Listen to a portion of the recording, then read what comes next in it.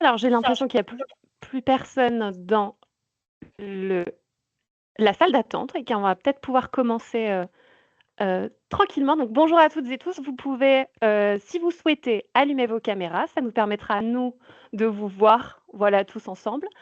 Vos micros sont coupés pour le moment, mais si vous avez envie de prendre la parole, n'hésitez pas à lever la main dans la petite barre qui est en haut pour prendre la parole par la suite. Voilà. Normalement, vous devez bien tous nous entendre et vous devez bien voir mon PowerPoint. Si jamais il y a un souci, n'hésitez pas aussi à écrire dans la conversation. Normalement, on va pouvoir voir tous vos petits messages. Voilà. Donc, merci à tous de vous être connectés pour ce webinaire. N'hésitez pas non plus, comme Floriane, à utiliser des petits pouces. Ça me permet de voir que tout fonctionne.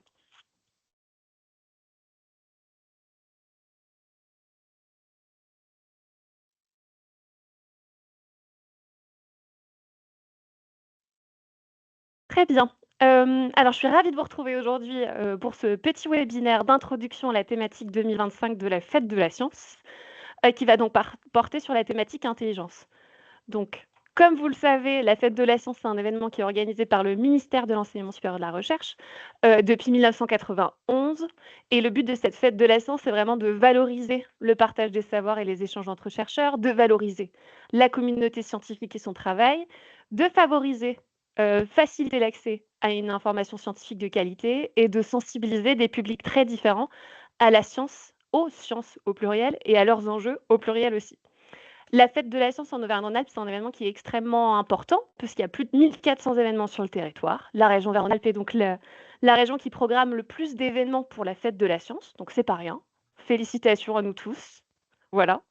Et puis, c'est 550, donc nous, ce qu'on appelle porteurs de projets, c'est-à-dire structures quelconques qui s'engagent dans la création d'un projet pour la Fête de la Science. Voilà. Au total, on est à 148 000 visiteurs pour l'édition 2024, donc c'est pas rien, et dont un bon tiers de scolaires sur tout le territoire. Et la particularité de la Fête de la Science en Auvergne-Rhône-Alpes, peut-être par rapport à d'autres, c'est que vraiment, les 12 départements sont vraiment concernés par des actions pour la Fête de la Science.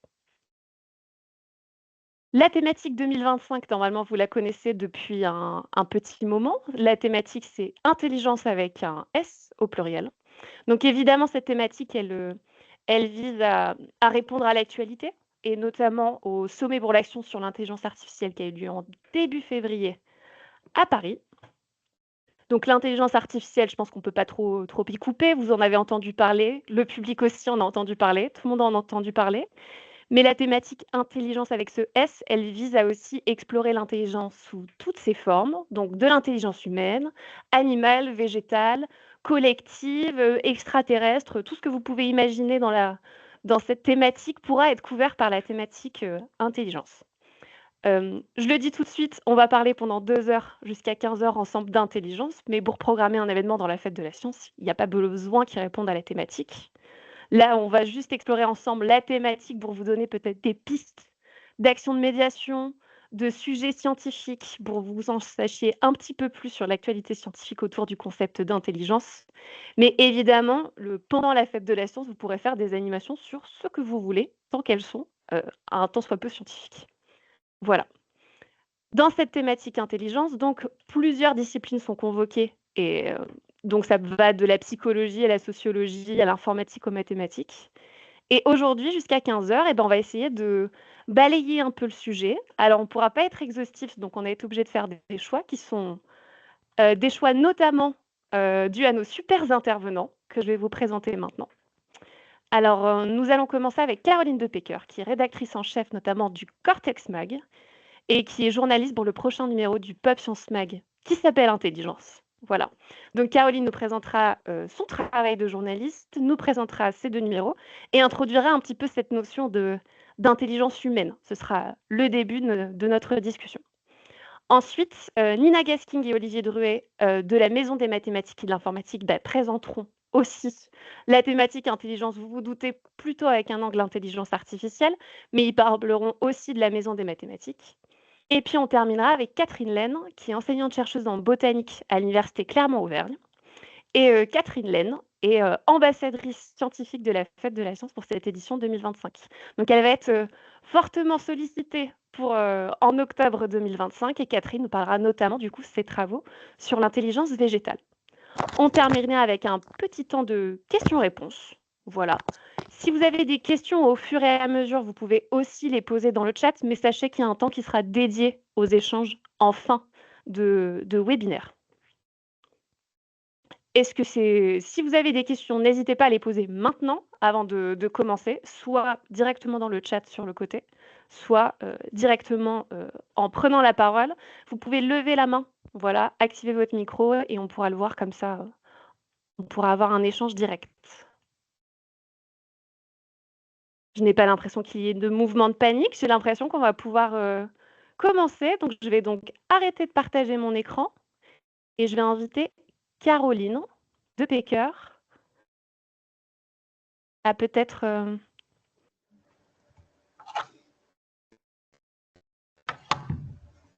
Alors, Caroline. Hop, mon micro, ça y est. Vous m'entendez? C'est bon. Super. On t'entend très bien. Et normalement, si tout se passe bien, vous avez mon diaporama sous les yeux. On voit bien ton diaporama aussi. Et c'est génial. Donc, c'est bien moi sur la photo. Merci de me donner la parole. Je vais juste me présenter dans un court instant, dire qui je suis. Donc, grosso modo, moi, je suis scientifique de formation. Je suis docteur en chimie, un doctorat acquis il y a quelque temps. Et je suis journaliste en sciences, journaliste scientifique depuis une douzaine d'années. J'écris la science, je fais de la vulgarisation scientifique. Et si je compte les chroniques radio qui m'ont permis de commencer dans la vulgarisation scientifique, j'en suis à entre 15 et 20 ans. Bref, je suis journaliste pigiste quand je bosse pour des médias de presse, des magazines. Et par ailleurs, je suis auto-entrepreneuse signée science, donc indépendante. Quand je fais de l'écriture vulgarisée, mais pour des institutionnels ou entreprises, donc je peux faire de la rédaction et je fais aussi un petit peu d'animation, notamment j'anime des débats.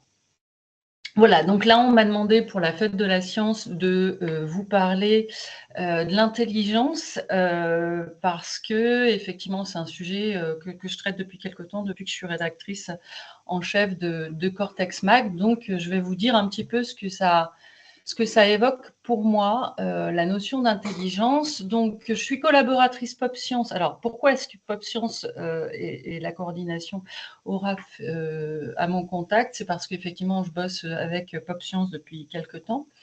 Depuis le MAG, depuis 2020 avec le MAG, Pop Science. Le premier numéro, que je vous invite d'ailleurs à reconsulter, c'était un numéro sur les océans, qui est ma grande passion. Je vous invite à le reconsulter parce que là aussi, il y a des sujets. Si jamais, c'est l'année de la mer et des océans cette année aussi, par ailleurs. Voilà, donc depuis 2020 avec le MAG et le portail à peu près la même année aussi, où j'ai fait différents sujets, notamment des dossiers multimédia, un sur les vaccins, à l'époque, lorsqu'on était confinés en 2021, et puis voilà, d'autres sujets. Donc, juste Caroline, pour préciser peut-être, donc PUF Science, c'est le service de culture scientifique de l'Université de Lyon. Voilà. Donc voilà, c'est le CCSTI de Lyon. Et donc Caroline collabore notamment avec nous sur ce fameux magazine PUF Science qui est édité, voilà, et distribué gratuitement, que vous recevez peut-être, voilà. Mais en tout cas, donc tu travailles depuis le numéro Océan. Il y en a un tous les 2 ans. Et voilà, le prochain sera sur la thématique intelligence. Alors, il y a 2 numéros a priori chaque année. Et pas tous les 2 ans, mais chaque année. Donc, effectivement, 2020, c'était sur Océan. C'est un numéro qui est génial, que vous pouvez trouver en ligne. Et cette année, le premier numéro qui va sortir en juin, sa thématique sera intelligence et je vais vous parler du sujet que je vais traiter sur la prise de décision. Voilà. Alors, donc par ailleurs, je suis aussi rédactrice en chef d'un magazine en ligne qui s'appelle Cortex Mag, que je vous invite à aller consulter aussi. Donc, j'ai pris la rédaction en chef depuis l'année dernière. L'année dernière, je l'ai prise, mais c'est un magazine qui existe depuis une grosse dizaine d'années. Ce magazine, il est porté par le Labex Cortex, un label d'excellence en recherche sur les neurosciences. Dans le Labex Cortex, on a 4 instituts majeurs en neurosciences sur Lyon. Les 4 instituts, si je les cite rapidement, on a l'INMG. Sur l'INMG, on a le CRNL, le Centre de recherche de neurosciences de Lyon. On a l'Institut de recherche sur le cerveau et les cellules souches, le SBRI, et l'Institut des sciences cognitives, Marc Jeanneraud. Je cite ces noms-là parce que tout simplement, moi, ils vont me permettre, en tant que rédactrice en chef, d'être pourvue de rédacteurs, parce que mes rédacteurs à moi, ce sont des jeunes chercheurs, des doctorants ou des post-docs, que je vais former à la rédaction vulgarisée.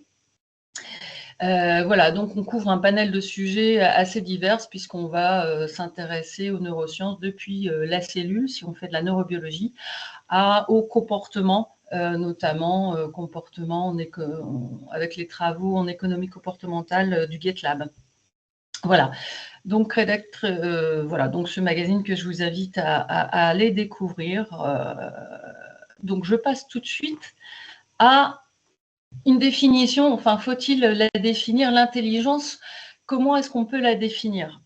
Alors, je me suis plongée un petit peu. Alors, tout ce que je vais vous raconter là pendant le temps qui défile, que je ne gère pas, que je ne regarde pas bien, tout ce que je vais vous raconter là, c'est issu avant tout, c'est issu de mes recherches, de mes investigations en tant que journaliste.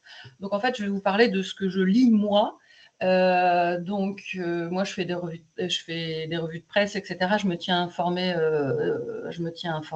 et je me documente et je vérifie mes informations auprès des experts ensuite. Ça, c'est ma démarche de journaliste. Donc, ce que je vais vous dire là, c'est avant tout mes lectures. Donc, voilà, prenez-les comme ça. En 86,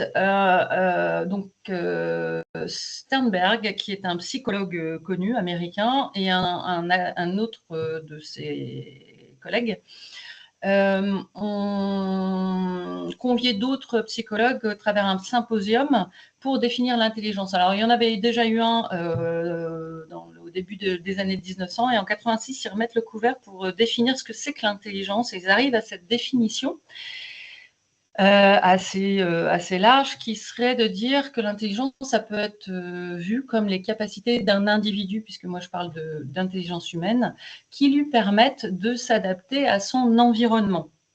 Alors là, donc on voit que l'intelligence c'est vu comme des compétences en fin de compte, les capacités cognitives, des compétences. Et on va s'intéresser donc plus particulièrement, là vous voyez, donc ça a été un travail fait avec les gens du MAG notamment. On a mis les mots-clés qui résonnaient avec cette vision d'intelligence et donc des capacités cognitives. L'intelligence, ça va mobiliser pour l'individu plein de choses comme sa capacité à parler, à échanger avec les autres, sa capacité à se souvenir, sa capacité à rentrer en connexion avec ses émotions, les émotions de l'autre, si on parle de l'empathie, sa capacité créative, de créativité. Je vais vous reparler de la prise de décision, et puis c'est aussi sa faculté à être conscient de lui-même, conscient de soi à travers son environnement. Donc tout ça, c'est des capacités cognitives qui peuvent être mobilisées lorsqu'on essentiellement on raisonne en fait. Quand on parle d'intelligence humaine, on va parler souvent des fonctions exécutives, c'est-à-dire les capacités cognitives dites, entre guillemets, supérieures, qui permettent à l'individu de s'adapter lorsqu'il doit faire face à une situation nouvelle, et souvent donc à résoudre des problèmes. À travers cette définition, on voit, quand Sternberg notamment, il l'a un petit peu plus peaufiné, on voit qu'en fait, l'intelligence humaine, elle va être beaucoup perçue comme un facteur de réussite sociale, surtout dans nos sociétés actuelles. Mais un petit bémol, cette définition, elle est large et elle ne présage pas de la forme que peut revêtir l'intelligence. Parce que, en fait, à travers cette définition, la définition ne prévaut pas des compétences particulières que chaque individu va de façon spécifique développer. Donc voilà. Et encore une fois, cette définition qui est relativement large et qui, là, elle est définie pour l'individu, puisque je parle de capacité humaine. On peut ensuite la décliner, et là, c'est les intervenants qui vont venir derrière moi, on peut la décliner pour d'autres êtres vivants que pourront être les animaux. On peut s'interroger de l'intelligence des plantes, du monde végétal, et puis cette définition, elle se décline aussi avec l'intelligence artificielle. Passons à la suite. On peut mesurer l'intelligence. En fait, le premier qui s'est intéressé à la mesure de l'intelligence, c'est Binet. En 1905, c'est les premiers tests de QI. Alors, ces premiers tests de QI visaient à identifier, en fin de compte, c'était adressé à l'éducation nationale, c'était la première intention, c'était d'identifier les élèves qui avaient des besoins éducatifs particuliers. Donc, Binet, c'était un pédagogue et psychologue français. Aujourd'hui, on mesure toujours le QI avec. Alors, il y a des modèles qui se sont améliorés. Hein, les psychologues travaillent sur différents modèles. Le modèle le plus utilisé aujourd'hui serait le modèle Cattell-Horn-Carroll ou le modèle CHC. Qui permet de définir un facteur d'intelligence générale, ce qu'on appelle le facteur G, qui se décompose en plusieurs capacités spécifiques, capacités langagières, logico-mathématiques, etc., etc. Avec ce modèle-là, on définit le QI moyen de la population française. Le QI moyen, il est autour de 100. En fait, l'intelligence moyenne, voilà, il est autour de 100. Et vous voyez sur cette infographie qui est issue du Parisien, qui avait fait un article sur le sujet, 68% de la population française se répartirait autour de ce QI. Et on a des gens qui ont en dessous, on parle d'écart type, hein, qui sont en dessous qui sont à plusieurs écarts types de cette valeur de 100, qui vont être dits intelligence faible, retard mental, et au-dessus, intelligence supérieure, au-dessus de 115, on a des gens qui ont un QI dit d'intelligence supérieure, et au-dessus, les HPI à 2,5, population générale, 2,5% de personnes qui auraient un QI supérieur à 130. Les batteries de tests, donc en fait, ces tests, ils évoluent. On a des tests qui sont reconnus par les psychologues aujourd'hui, ce qu'on appelle les tests de Wechsler, qui se déclinent en fonction des âges de la population. Donc, on a des tests qui sont dédiés aux enfants, des tests qui sont dédiés aux ados 6-16 ans et des tests adultes supérieurs à 16 ans qui vont aller voir la mémoire, la vitesse de traitement et la compréhension verbale. Mesurer l'intelligence, ça n'a pas d'intérêt en soi particulier. L'intérêt vraiment de mesurer l'intelligence, ça va être pour permettre de détecter des profils atypiques. Et donc des gens qui vont effectivement, on revient à la première intention, identifier des élèves à besoins éducatifs particuliers. Ça va être notamment pour l'éducation nationale, pouvoir détecter effectivement des gens qui vont avoir des particularités au niveau de l'intelligence, des profils qu'on dit neuroatypiques, mais on y reviendra après. Je fais un petit truc, je ne peux pas m'empêcher de faire un petit clin d'œil au phénomène HPI. Je ne sais pas si vous avez vu cette série, je crois qu'elle existe encore. Enfin, moi, j'ai juste regardé un épisode vite fait, la série HPI qui est diffusée depuis 2021, on est à la 5e saison, qui met en scène cette femme de ménage HPI, Morgane Alvaro, qui est donc, c'est une femme de ménage, elle est sympatoche, mais par contre, elle a une intelligence hors du commun, et donc c'est très, très caricatural. Elle résout en un rien de temps des enquêtes policières sur lesquelles se casse les dents la police de façon générale. C'est marrant, c'est drôle, mais parfois ça fait un peu grincer des dents parce que si vous interrogez un petit peu autour de vous, les gens qui cherchent à savoir s'ils sont HPI, s'ils sont surdoués ou s'ils sont zèbres, eh ben, des fois on se dit que si on n'est pas zèbre, en fait c'est pas cool quoi. En fait zèbre ça doit être super cool, etc. Ça peut animer des discussions un peu sympathiques. Moi j'en ai eu avec certains de mes amis. Et c'est intéressant quand même d'aller voir qu'est-ce que c'est que réellement cette discussion, cette notion de HPI? Alors, Nicolas Gauvry, c'est une référence en la matière. En février 2024, on l'a convié, c'est le magazine de l'Institut Polytechnique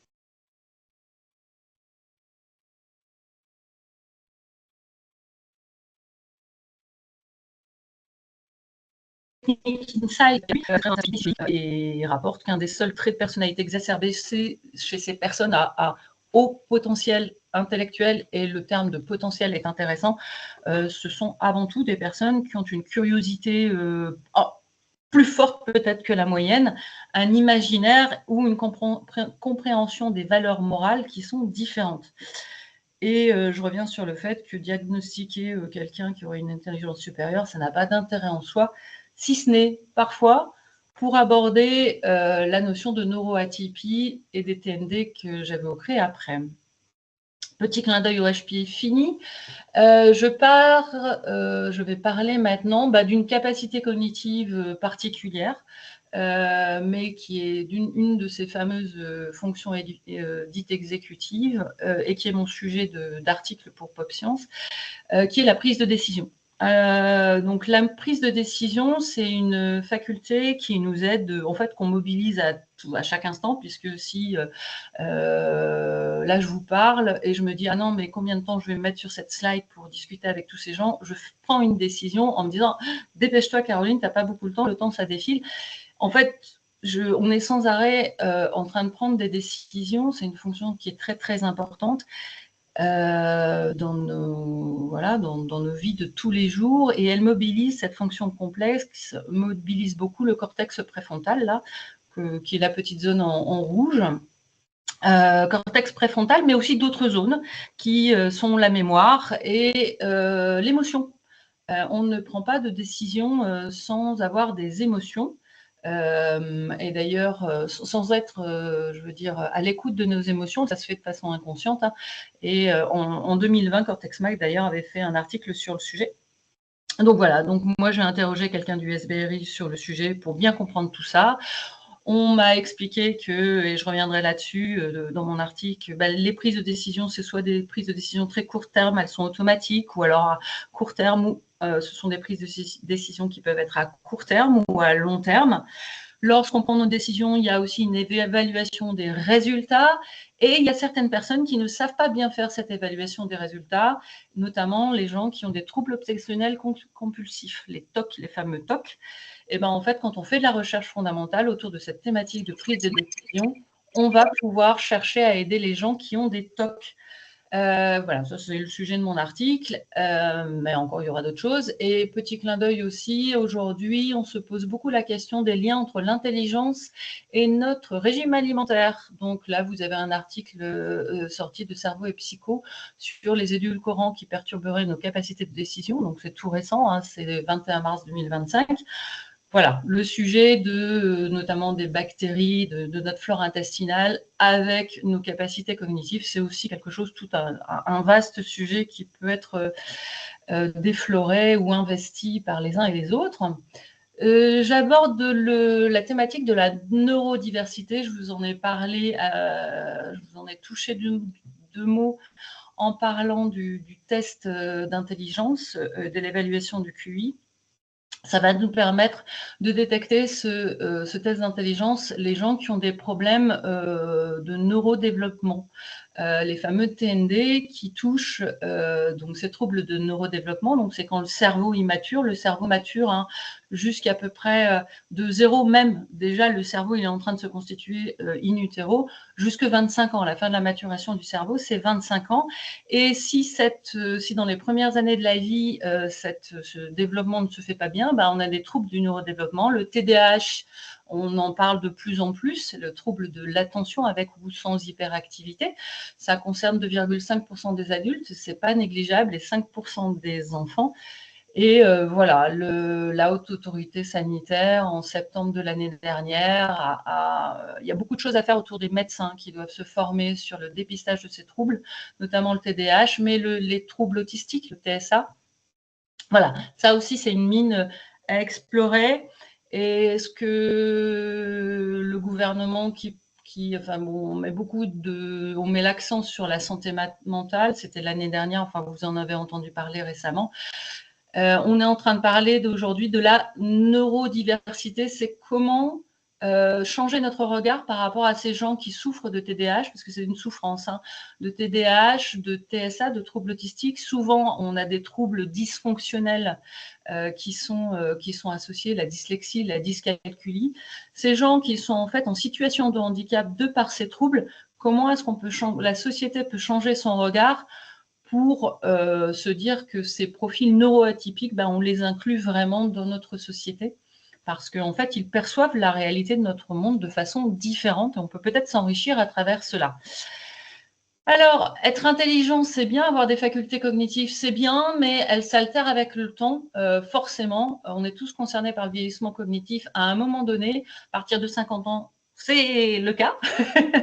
Voilà, j'ai fait un article il n'y a pas très longtemps pour Pop Science sur la maladie d'Alzheimer, repérer ces signes au plus tôt. À partir de 50 ans, on est tous concernés par le vieillissement cognitif, mais les gens qui vont développer une maladie d'Alzheimer, ça peut arriver plus tôt. Donc, il y a toute une recherche qui est faite sur le sujet. Et voilà, il y a un enjeu majeur qui est de diagnostiquer l'Alzheimer au plus tôt pour anticiper, parce qu'on n'a pas de médicaments pour soigner Alzheimer. Et pour l'anticiper au plus tôt, on peut développer des stratégies. Là, je parle dans mon article pour Pop Science d'un projet de recherche lyonnais sur un jeu vidéo où on est capitaine de bateau et où en fait les scientifiques vont essayer d'évaluer comment est-ce que les capacités d'orientation des personnes qui sont aussi touchées par Alzheimer, comment est-ce qu'on peut les évaluer à travers ce jeu vidéo et puis peut-être diagnostiquer, enfin percevoir le plus rapidement possible les gens touchés. Rapidement, donc vous pouvez trouver sur le journal du CNRS une stratégie, cette fois-ci on est tech, sur les nanocorps, de la recherche aussi sur comment est-ce qu'on peut développer des médicaments, des nouveaux médicaments pour aller soigner Alzheimer. Donc ça nourrit beaucoup la recherche et la recherche fondamentale et la recherche translationnelle un peu plus loin. J'avancerai rapidement puisque je vois que le temps défile. Des animaux ou des bêtes, en fait, on s'est toujours posé la question de est-ce que l'homme était plus intelligent que les animaux. Alors non, on n'est pas plus intelligent, on est intelligent différemment.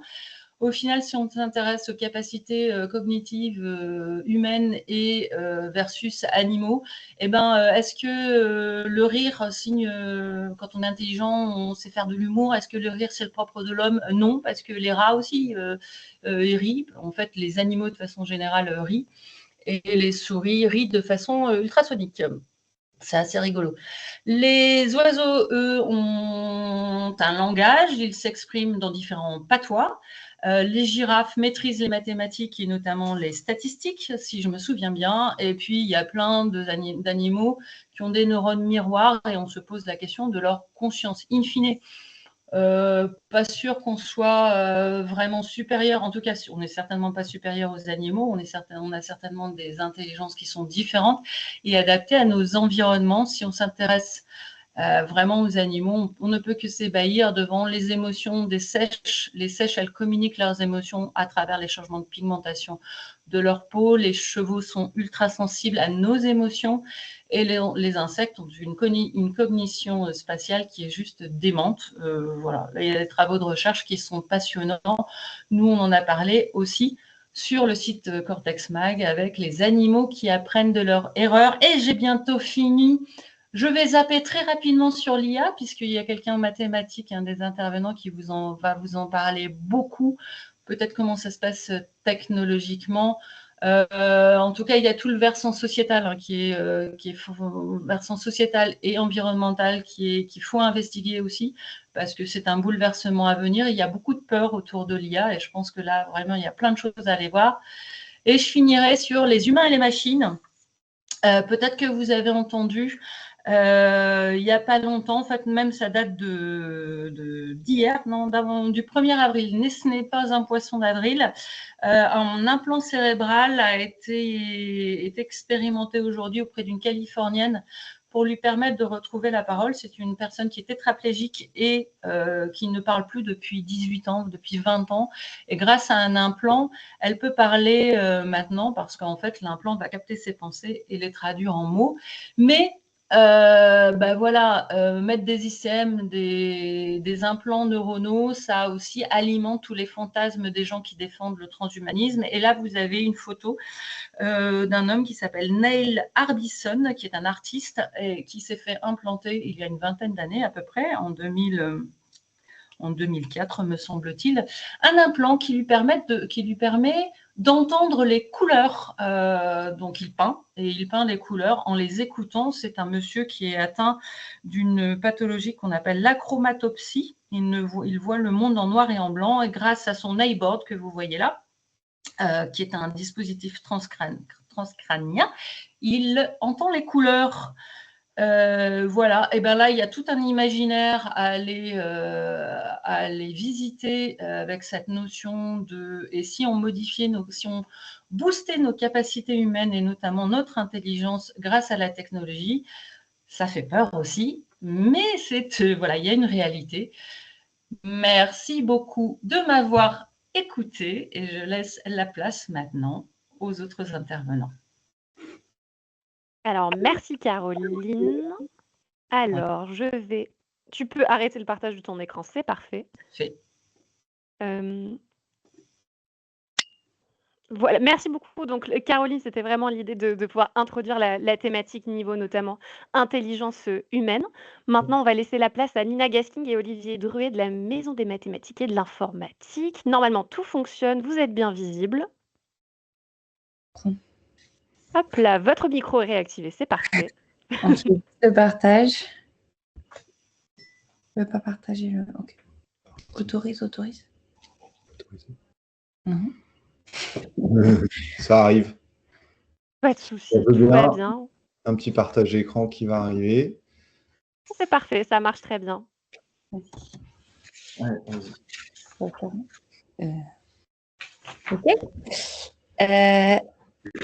Bonjour à toutes et à tous. Merci à Aurore pour l'invitation. Donc, nous, on va vous parler d'intelligence artificielle, mais avec un angle assez particulier parce qu'on va vous parler d'intelligence artificielle sans ordinateur et avec un retour d'expérience puisqu'on a beaucoup parlé d'IA dans les dernières années. Et donc, qui est-ce qu'on est, Moi, je suis Nina Gasking, je suis chargée de médiation à la MMI, donc la Maison des mathématiques et de l'informatique. Et je suis avec Olivier Druet, je suis mathématicien et directeur de la MMI. Et si vous ne connaissez pas la MMI, c'est tout à fait possible. Donc, je vais vous la présenter. Donc, la MMI, qu'est-ce que c'est? C'est un lieu de culture scientifique, un lieu de médiation qui est situé dans le 7e arrondissement de Lyon. Et on fait plein d'activités. À la fois pour les scolaires et pour le grand public. On reçoit à peu près 450 classes en scolaire par an et on voit à peu près entre 4 et 5 000 personnes du grand public. Et on a la particularité déjà d'être associé à l'université, donc on travaille beaucoup entre médiatrices et chercheurs, chercheuses. Et on aime beaucoup faire des activités qu'on dit en débranché, c'est-à-dire sans ordinateur, sans écran, où les gens vont surtout manipuler, on va faire des choses en grandeur nature, on fait plein d'activités comme ça. Là, je vous ai mis quelques images juste pour vous montrer à quoi ça peut ressembler. Et pourquoi est-ce qu'on parle d'IA? Parce qu'on a eu une exposition sur l'IA qui s'appelait « Entrer dans le monde de l'IA ». Donc, cette expo, on l'a eu de septembre 2021 à l'été 2023. Donc, ça commence quand même à dater un petit peu juste parce qu'on en parle beaucoup et à cette époque-là, le discours était peut-être un petit peu différent. Donc, on a gardé cette expo pendant 2 ans.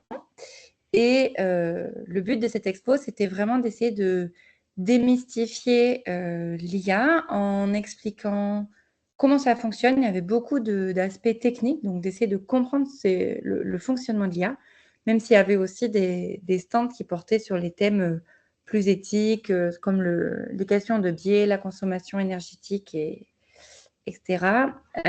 L'objectif de l'expo, c'était donc vraiment de poser les bases sur l'IA. Voilà, il faut juste recontextualiser. On l'a eu en 2021 et Par exemple, quelque chose comme ChatGPT est apparu fin 2022. Donc, quand on a commencé les visites, les gens ne nous parlaient pas de ChatGPT. Donc, ça a un petit peu changé depuis. Mais on peut parler de ce que c'est que l'IA avant de parler de ce qu'on a fait autour de l'IA. Oui, donc juste essayer en 5 minutes de faire un résumé de ce que c'est que l'IA. Donc, c'est un coup 10 minutes. C'est un peu gonflé parce que c'est un sujet relativement compliqué.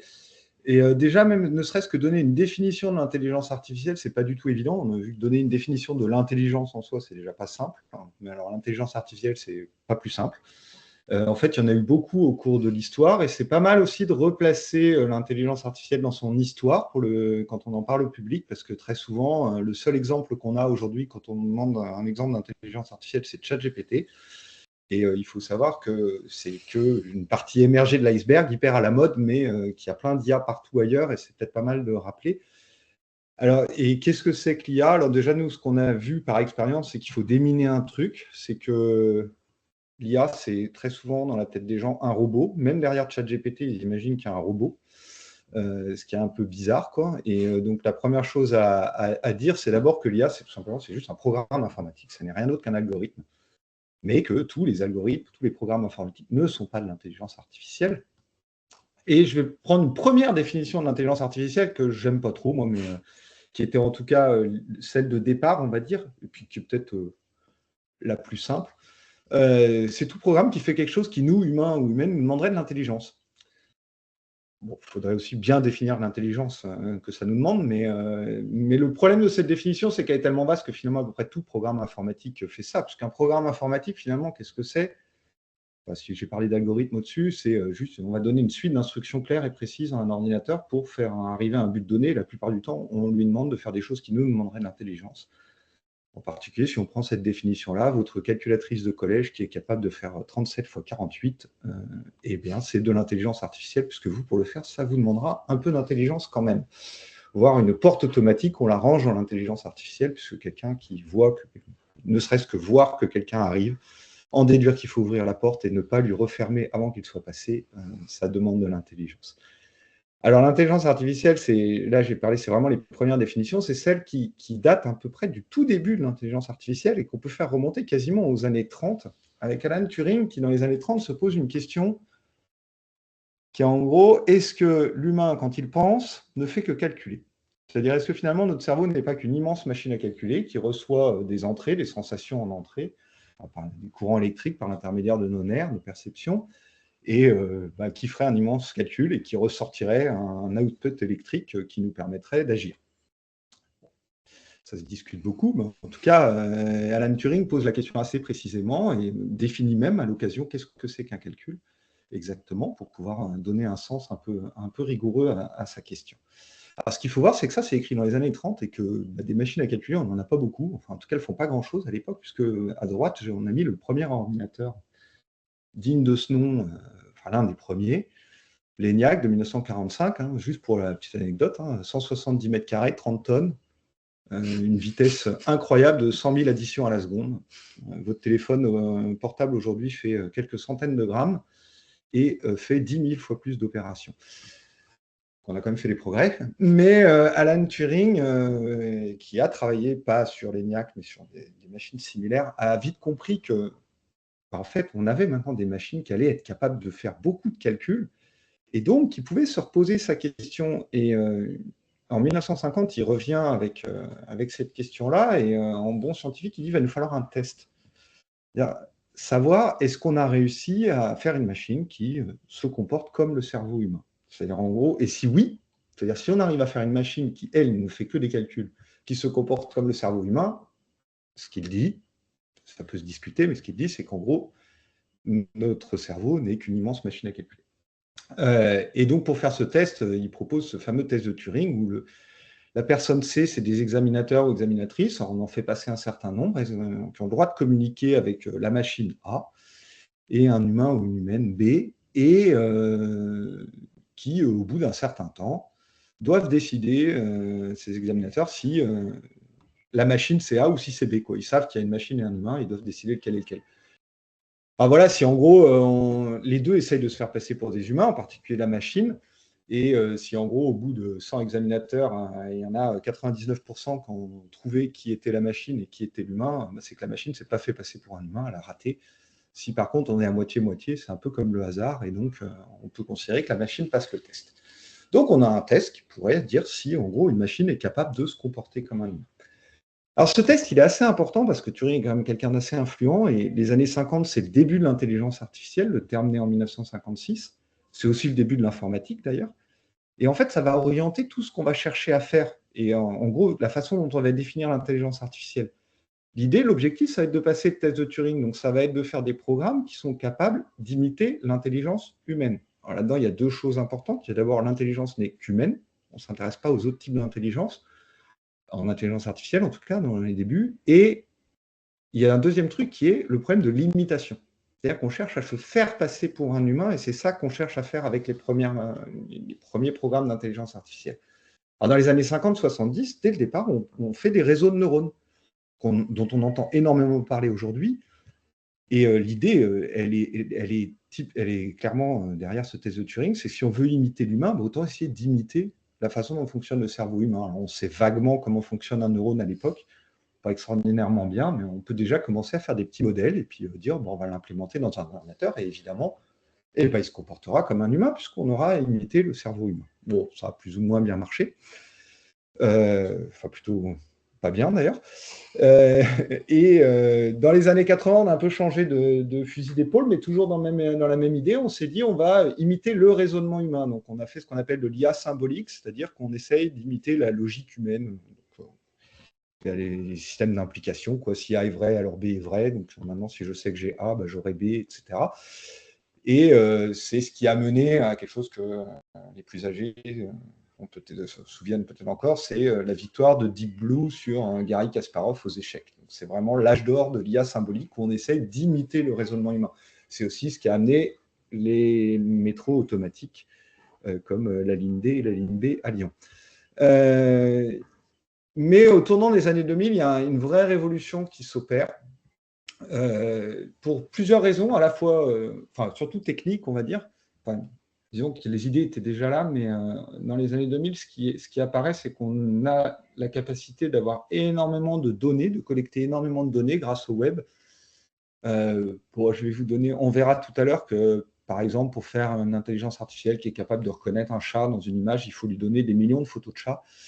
Avant les années 2000, récupérer des millions de photos de chats, enfin des millions, j'exagère un peu, mais je ne suis pas loin, fallait aller dans les greniers de nos grands-mères pour récupérer les photos de chats et les scanner, et c'est un peu casse-pied. À partir des années 2000, c'est la naissance du web, et tout le monde a posté des photos de son chat sur le web, donc on a pu les récupérer pour faire travailler des programmes. Et une autre chose qui est plus technique cette fois-ci, donc à part ces données, c'est qu'il faut pouvoir les traiter, et l'architecture des ordinateurs subit une énorme mutation à la fin des années 90, et qui a vraiment démultiplié la puissance de calcul de ceux-ci. On est passé à des architectures totalement parallèles. Alors, qu'est-ce que ça veut dire? Ça veut dire qu'un ordinateur est aujourd'hui capable de faire 1 million d'additions en parallèle, en même temps. Ce que vous êtes bien incapable de faire, vous les ferez une par une. Et il est capable de les faire tout en même temps, à condition qu'elles soient indépendantes les unes des autres. Et en particulier, l'essor des réseaux de neurones, c'est vachement lié à cette capacité de paralléliser les calculs, c'est-à-dire de faire des millions de calculs indépendants les uns des autres en même temps. Et ça, c'est ce qu'on a appelé l'apprentissage automatique, ou l'apprentissage machine, ou l'apprentissage statistique. Alors, juste pour vous dire, c'est une véritable révolution, parce que c'est une nouvelle façon de programmer, et surtout, c'est un nouvel objectif de l'intelligence artificielle, puisqu'on n'est plus en train d'essayer d'imiter l'humain, plus du tout, mais on est plutôt dans un souci d'efficacité pour effectuer une tâche précise. Alors, aujourd'hui, la définition d'intelligence artificielle que j'ai donnée tout à l'heure, il y a plus grand monde qui l'accepte tel quel. Très souvent, maintenant, on dit qu'un programme, ce sera un programme d'intelligence artificielle s'il est capable d'apprendre, on va revenir dessus, s'il est capable de s'adapter, là on retrouve un mot qu'on a vu sur la définition de l'intelligence humaine, et s'il est autonome. Donc la capacité d'adaptation, c'est s'adapter à son environnement, à des situations, mais aussi, par exemple, à la personne qui utilise le logiciel. Donc vous pouvez penser, par exemple, à tous les systèmes de recommandation qui vous recommandent du contenu sur Instagram ou autre. Évidemment, il s'adapte à votre propre utilisation d'Instagram. La notion d'autonomie, c'est en gros, une fois que vous avez appuyé sur On, le truc qui se débrouille tout seul. Ce n'est pas votre calculatrice dans laquelle il faut que vous rentriez vos opérations les unes derrière les autres, sinon elle ne fait pas grand-chose. Et la notion d'apprentissage, c'est ça qu'on va voir.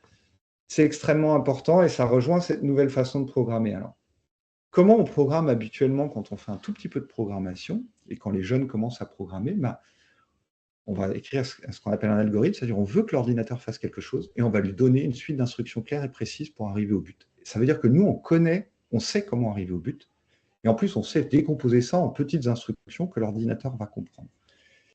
Et l'intérêt de l'apprentissage, c'est qu'on va arrêter de faire ça, c'est-à-dire qu'on va être capable de programmer un ordinateur pour faire des choses qu'on ne sait pas faire ou pour lesquelles on ne sait pas comment dire à l'ordinateur comment faire. Et on va juste programmer un programme qui va apprendre les instructions, les bonnes instructions pour arriver à l'objectif. Alors c'est un peu vague, c'est un petit peu compliqué, mais je vais vous donner quelques exemples. Alors on les classe en 3 grandes catégories pour simplifier, même si la vie est toujours plus complexe que ça. Donc on a un type d'apprentissage qu'on va dire supervisé. Donc l'exemple typique, c'est votre téléphone qui est capable de repérer un visage dans une photo, ou c'est les applis qui sont capables de reconnaître des champignons et de vous dire quel champignon c'est quand vous prenez une photo de champignon, ou qui sont capables de reconnaître des chats dans des images. Je vais prendre cet exemple-là parce que c'est le premier exemple qu'on a pris, pour la raison d'avant, c'est qu'on a plein de photos de chats disponibles. Donc l'apprentissage supervisé, si on veut faire apprendre un programme à repérer s'il y a un chat dans une image, en fait c'est vachement difficile. Nous les humains, on sait faire. Je veux dire, en quelques centièmes de seconde, vous avez repéré s'il y avait un chat dans une image ou pas. Enfin, j'espère pour vous. Par contre, dire à l'ordinateur comment faire pour repérer le chat dans une image, c'est extrêmement difficile. En fait, on ne sait pas donner les instructions. Et donc, c'est là qu'on va plutôt le programmer pour qu'il apprenne à trouver les caractéristiques dans une image qui lui permettent de reconnaître un chat, parce que nous, on n'est pas capable de lui donner. Et comment va fonctionner dans l'apprentissage supervisé? On va lui montrer des centaines de milliers, voire des millions, voire plus d'exemples de photos de chats et de pas chats. Et on va les étiqueter. On va lui dire, là, il y a un chat, là, il n'y a pas de chat, là, il y a un chat, là, il n'y a pas de chat. C'est pour ça que c'est supervisé. L'ordinateur ne fera jamais que ce que nous, on est capable de faire, puisqu'on lui donne des exemples avec les bons résultats. Et à partir de là, on écrit un programme qui lui permet de généraliser. L'apprentissage non supervisé, je passe très vite dessus, c'est exactement la même chose, sauf qu'on ne lui donne pas les étiquettes. C'est beaucoup plus compliqué, ça marche beaucoup moins bien. C'est essentiellement tous les systèmes de recommandation qu'on trouve sur YouTube, Insta, etc. Et l'apprentissage par renforcement, il est beaucoup utilisé pour les questions de prise de décision. Donc, par exemple, un terrain de jeu, c'est justement les jeux où on se retrouve face à une situation, par exemple aux échecs ou au Go, et on veut savoir quel coup jouer. Et donc, il faut prendre une décision. Et on va utiliser de l'apprentissage par renforcement. Peut-être qu'on va en dire un tout petit peu plus après. Pas beaucoup plus. Donc là, Olivier a essayé de faire un peu un résumé très, très rapide de ce que c'est que l'IA. Nous, évidemment, avant de recevoir l'expo, on a passé beaucoup de temps à essayer de comprendre, nous aussi, ce que c'était que l'IA, se renseigner dessus. Et en fait, quand on a une expo sur un thème, on conçoit vraiment toutes nos saisons autour de ce thème. Et en particulier, on fait des ateliers. Donc, on fait beaucoup d'ateliers pour les à peu près 1 heure, 1 heure et quart. J'ai absolument pas le temps de vous présenter tous les ateliers qu'on a conçus en détail, mais je vais juste les survoler et après, à la fin, je vais vous partager les ressources s'il y en a qui vous intéressent pour que vous puissiez aller les voir. Donc, le premier atelier qu'on a fait, c'est un atelier qu'on a appelé « Entrer dans la tête d'une IA ». Donc, vous avez tous les détails à droite, un peu techniques. Mais qu'est-ce que c'est que cet atelier? Déjà, comme je l'ai dit qu'on fait beaucoup de choses en débranché, ça compte aussi pour nos ateliers, c'est-à-dire qu'on essaie vraiment de faire sans ordinateur. Donc là, c'est un atelier sans ordinateur, en 2 parties, où la première partie, les élèves vont se mettre à la place d'une intelligence artificielle qui essaie de faire de l'apprentissage supervisé. Donc, ce qu'Olivier expliquait avec les images de chats. Donc, on va donner des sets d'images là aux élèves. C'est des images qui vont être étiquetées. Donc, chaque image va être associée à une étiquette. Et l'objectif pour les groupes, pour les élèves, ça va être d'essayer de trouver une règle qui lie les images aux étiquettes dans le but de pouvoir faire de la prédiction et donc de pouvoir étiqueter des images qu'ils n'ont jamais vues avant. Comme quand une IA est capable de reconnaître un chat dans une photo qu'elle n'a jamais rencontré avant. Une fois qu'ils ont trouvé toutes ces règles, ça c'est la première partie, on passe à une deuxième partie où on va plutôt essayer de comprendre à quoi ça peut ressembler une règle pour un programme d'intelligence artificielle. comme on le fait avec du papier, on est très, très limité avec ce qu'on peut faire. Donc, tout ce qu'on fait, c'est qu'on fait une IA qui est capable de différencier un 6 d'un 9. C'est pour ça qu'on vous avez un 6 et un 9. Et les élèves dessinent physiquement des 6 et des 9 et on trouve des façons de les différencier de manière, comme un programme d'IA pourrait le faire. Oui, après un deuxième atelier qu'on a fait, c'est un atelier qui s'appelle le jeu de Nîmes et IA. Donc là, c'est sur un autre type d'apprentissage, c'est l'apprentissage par renforcement. C'est un jeu qui tourne autour, c'est un atelier qui tourne autour du jeu de Nîmes. Donc, si vous ne connaissez pas, peut-être vous connaissez sous le nom de jeu des allumettes ou jeu de Marion Bad ou le jeu de Fort Boyard, même si ce n'est pas les mêmes règles que dans Fort Boyard. Mais fondamentalement, c'est la même chose. Donc, les élèves apprennent à jouer au jeu et ensuite, ils vont entraîner une machine. Alors, on utilise le mot machine, mais la machine est composée de gobelets et de billes, des billes colorées qu'on voit en haut. Donc, c'est une machine qui, au départ, ne sait pas du tout jouer. Et à force de parties avec un système de récompense et de punition, qui est le principe de l'apprentissage par renforcement, eh ben, cette machine, elle va apprendre et au bout de quelques parties, enfin, quand même pas mal, mais quelques parties, les élèves se rendent compte que leur machine est maintenant capable de les battre à tous les coups à ce jeu. Et donc, ils découvrent cet apprentissage par renforcement. On a fait un autre atelier qui s'appelle Connect tes neurones. Donc là, il est un peu plus particulier parce qu'on l'a vraiment pensé pour les plus grands. Donc là, c'est vraiment première terminale. Ça porte sur les réseaux de neurones. En fait, on entend beaucoup, beaucoup parler de réseaux de neurones. Donc, on a voulu faire un atelier dessus. Mais pour expliquer comment ça fonctionne, c'est pas facile. Donc, pour les gens qui sont plus jeunes que la première, c'est honnêtement... c'est pas forcément utile d'essayer de leur expliquer ce que c'est qu'un réseau de neurones dans la technique. Mais à partir de la première, ils peuvent commencer à comprendre. Donc, on a fait un atelier en 2 parties. La première partie, c'est l'image de gauche où on fait ce qu'on appelle un grandeur nature.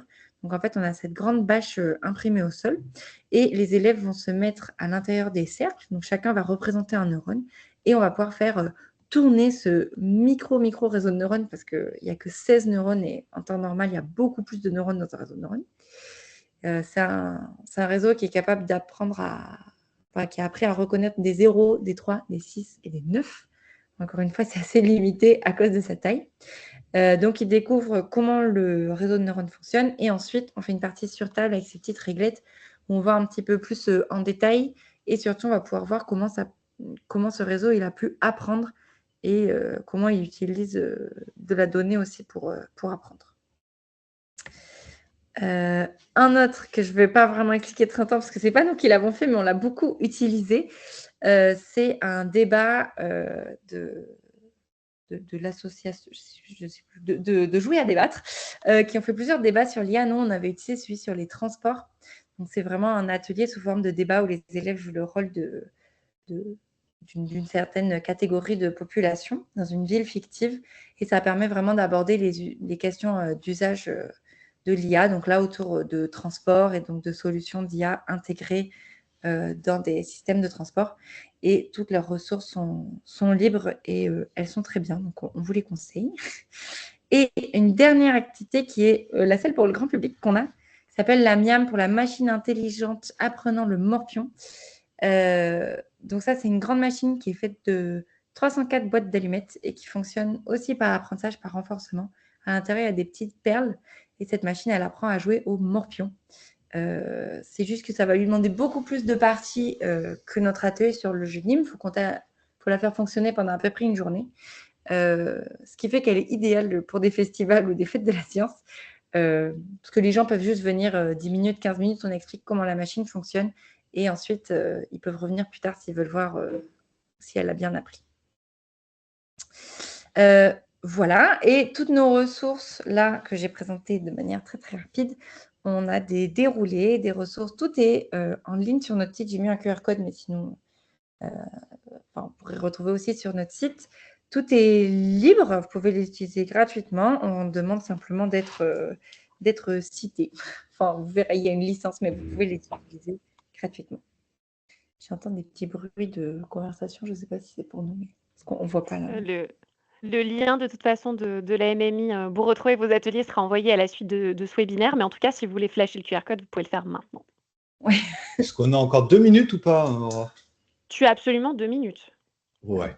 Alors juste, bon, on a nommé ça les préjugés. C'est vrai que quand on parle d'IA au public, on voit c'est un sujet assez passionnel pour diverses raisons. Et nous, notre rôle beaucoup, ça a été d'essayer de démystifier un peu ce qu'il y avait derrière, parce que c'est vrai qu'on a deux types de discours dans les médias, beaucoup quand même dominants. Soit l'IA c'est génial, ça peut tout faire, ou ça va tout faire, soit au secours, j'en ai peur. Et c'est des choses qu'on retrouve un peu chez les gens, et on s'est rendu compte que pour répondre à ces questions, c'était parfois pratique de pouvoir leur expliquer un petit peu ce qu'il y avait derrière et comment ça fonctionnait. Donc voilà, on a pris quelques exemples. Ça dépend des âges, mais par exemple, chez les jeunes aujourd'hui, c'est simple. Dès qu'on leur pose une question, il n'y a qu'à demander à ChatGPT. ChatGPT peut tout faire. Eh bien non, ChatGPT ne peut pas tout faire, loin de là. Et essayer de leur expliquer un peu comment ça fonctionne. Alors pour ChatGPT, c'est un peu compliqué, mais pour leur montrer que l'IA ne peut pas tout faire, loin de là, c'est pas mal. Chez les plus âgés, des fois, on a « je n'utilise pas d'IA », jamais, parce que je n'utilise pas de ChatGPT. Eh bien non, de l'IA, vous en utilisez en permanence dès que vous avez un smartphone. Donc déjà, réussir à raconter comment les gens utilisent de l'IA, c'est pas mal. Bon, je vais peut-être pas toutes les faire parce qu'en 2 minutes, on n'a pas trop le temps. La dernière qu'on retrouve et qui est assez, qui est l'IA est raciste ou sexiste. Ça, c'est quelque chose qu'on arrive très bien à désamorcer typiquement quand on leur a expliqué comment fonctionnait l'apprentissage supervisé.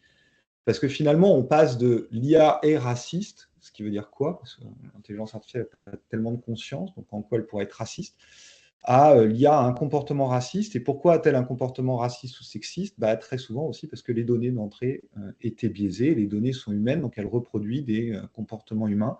Et donc, en même temps, ça donne aussi des solutions techniques pour éviter ça, si on a envie. Et donc, ça rassure et ça permet surtout d'éviter voilà, les discours que j'ai appelés préjugés, mais qui ne sont pas forcément complètement... je ne sais pas si c'est pas qu'ils soient justifiés, mais pas forcément complètement clairs. Et puis la dernière slide, c'est... Oui, si jamais vous faites des activités sur l'IA, nos petites recommandations, c'est peut-être un grand mot, mais juste d'essayer de faire déjà très attention aux âges des participants et participantes parce que ça peut être très tentant de faire de l'IA à tout âge, mais Olivier l'a dit au tout début, l'IA, c'est juste un programme informatique et la programmation, ça commence au collège. Donc déjà, si on est plus jeune qu'un collégien, on va avoir beaucoup de mal à comprendre un cas particulier de type de programmation, puisqu'on ne sait même pas ce que c'est que la programmation, voire souvent ils ne savent pas ce que c'est que l'informatique. Donc leur parler d'IA, c'est pas forcément pertinent.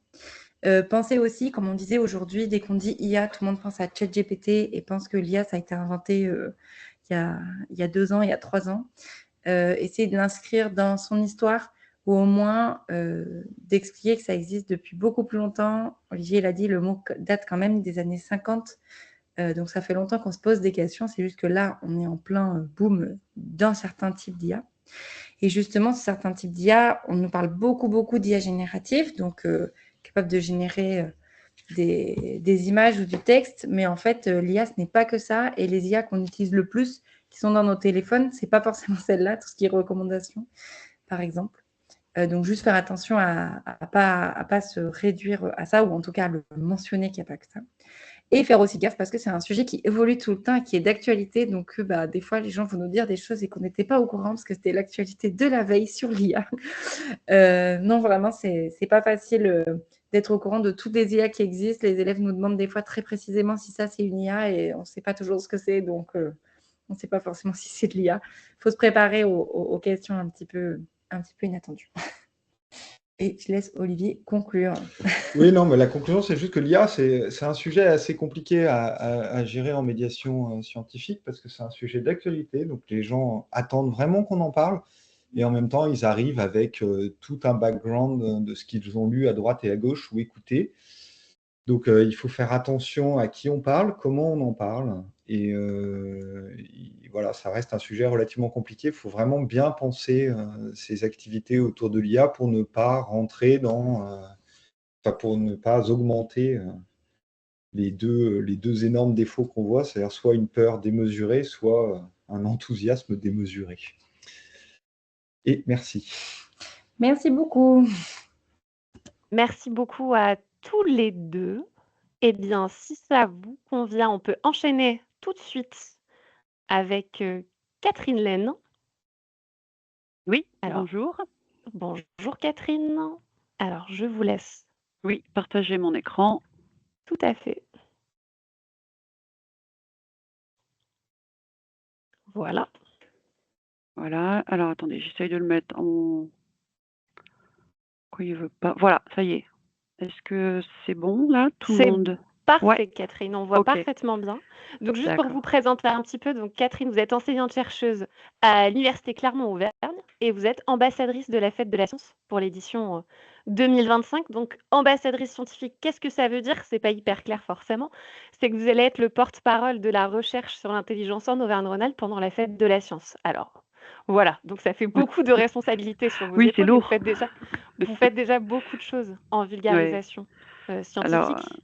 oui, alors bien sûr, mais dans mon domaine qui est celui des plantes, puisque moi je suis donc enseignante-chercheuse à l'Université Clermont-Auvergne, comme vous l'avez dit, Aurore, et ma spécialité, donc je suis botaniste et je travaille dans un laboratoire qui étudie les capacités des arbres à percevoir les facteurs de leur environnement et à y répondre de manière adaptée. Donc en fait, nous travaillons sur la sensibilité des arbres. Et c'est ce que je vais essayer de vous montrer, c'est que derrière cette sensibilité, eh bien, se développe l'idée que peut-être il y aurait une intelligence végétale. D'où le titre de ma présentation. Est-ce qu'on a le droit de parler d'intelligence des plantes ou pas? Est-ce que c'est un mythe ou une réalité? Donc, pour commencer, là, je vais aller vite parce qu'on a tous dit la même chose, à savoir que définir l'intelligence, c'était pas très facile. Moi, je me suis tournée vers le dictionnaire pour voir quelle était l'origine du mot intelligence. Donc, c'est un mot qui est construit à partir de la racine de deux mots latins, inter et ligere, entre et cueillir et choisir. Donc, en gros, comparer entre deux situations, apprécier, et ce terme est devenu finalement comprendre. Et quand je fouille un peu plus le dictionnaire, je vois que derrière le mot intelligence, il y a un ensemble des fonctions mentales ayant pour objet la connaissance conceptuelle et rationnelle, l'aptitude d'un être humain à s'adapter à une situation. On a tous utilisé ce mot d'adaptation, hein, à choisir des actions en fonction des circonstances et finalement la capacité de saisir une chose par la pensée. Ça, c'est des définitions de dictionnaire et finalement, ce que vous voyez, c'est que cette notion d'intelligence, elle est basée, elle est construite d'abord sur notre intelligence à nous, sur l'intelligence humaine. Et pourtant, c'est Caroline, je crois, la première intervenante, qui a souligné que on s'intéresse à l'intelligence animale depuis assez longtemps, hein. Elle a parlé des chevaux, elle a parlé des souris, elle a parlé du poulpe. Et donc, je voyais ici quelques-unes de magazines ou de livres de vulgarisation. Et donc, finalement, pourquoi pas les plantes, puisque tout le monde convient maintenant que les animaux ont une forme d'intelligence.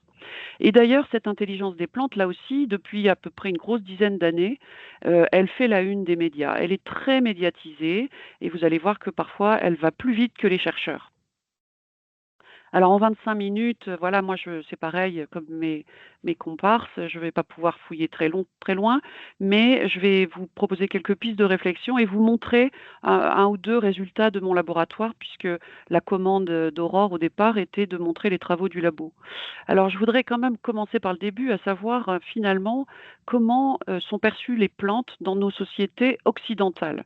Quelle vision du végétal a-t-on dans nos sociétés occidentales? Eh bien, cette vision, elle est empreinte d'un a priori vieux comme Aristote, puisque cet a priori nous vient de lui, hein, 4e siècle avant Jésus-Christ, où dans son ouvrage De Anima, anima pour l'âme, le souffle vital, qui pour lui est l'acte premier d'un corps organisé, eh bien Aristote voit le monde conçu de cette façon, selon 3 niveaux d'âme.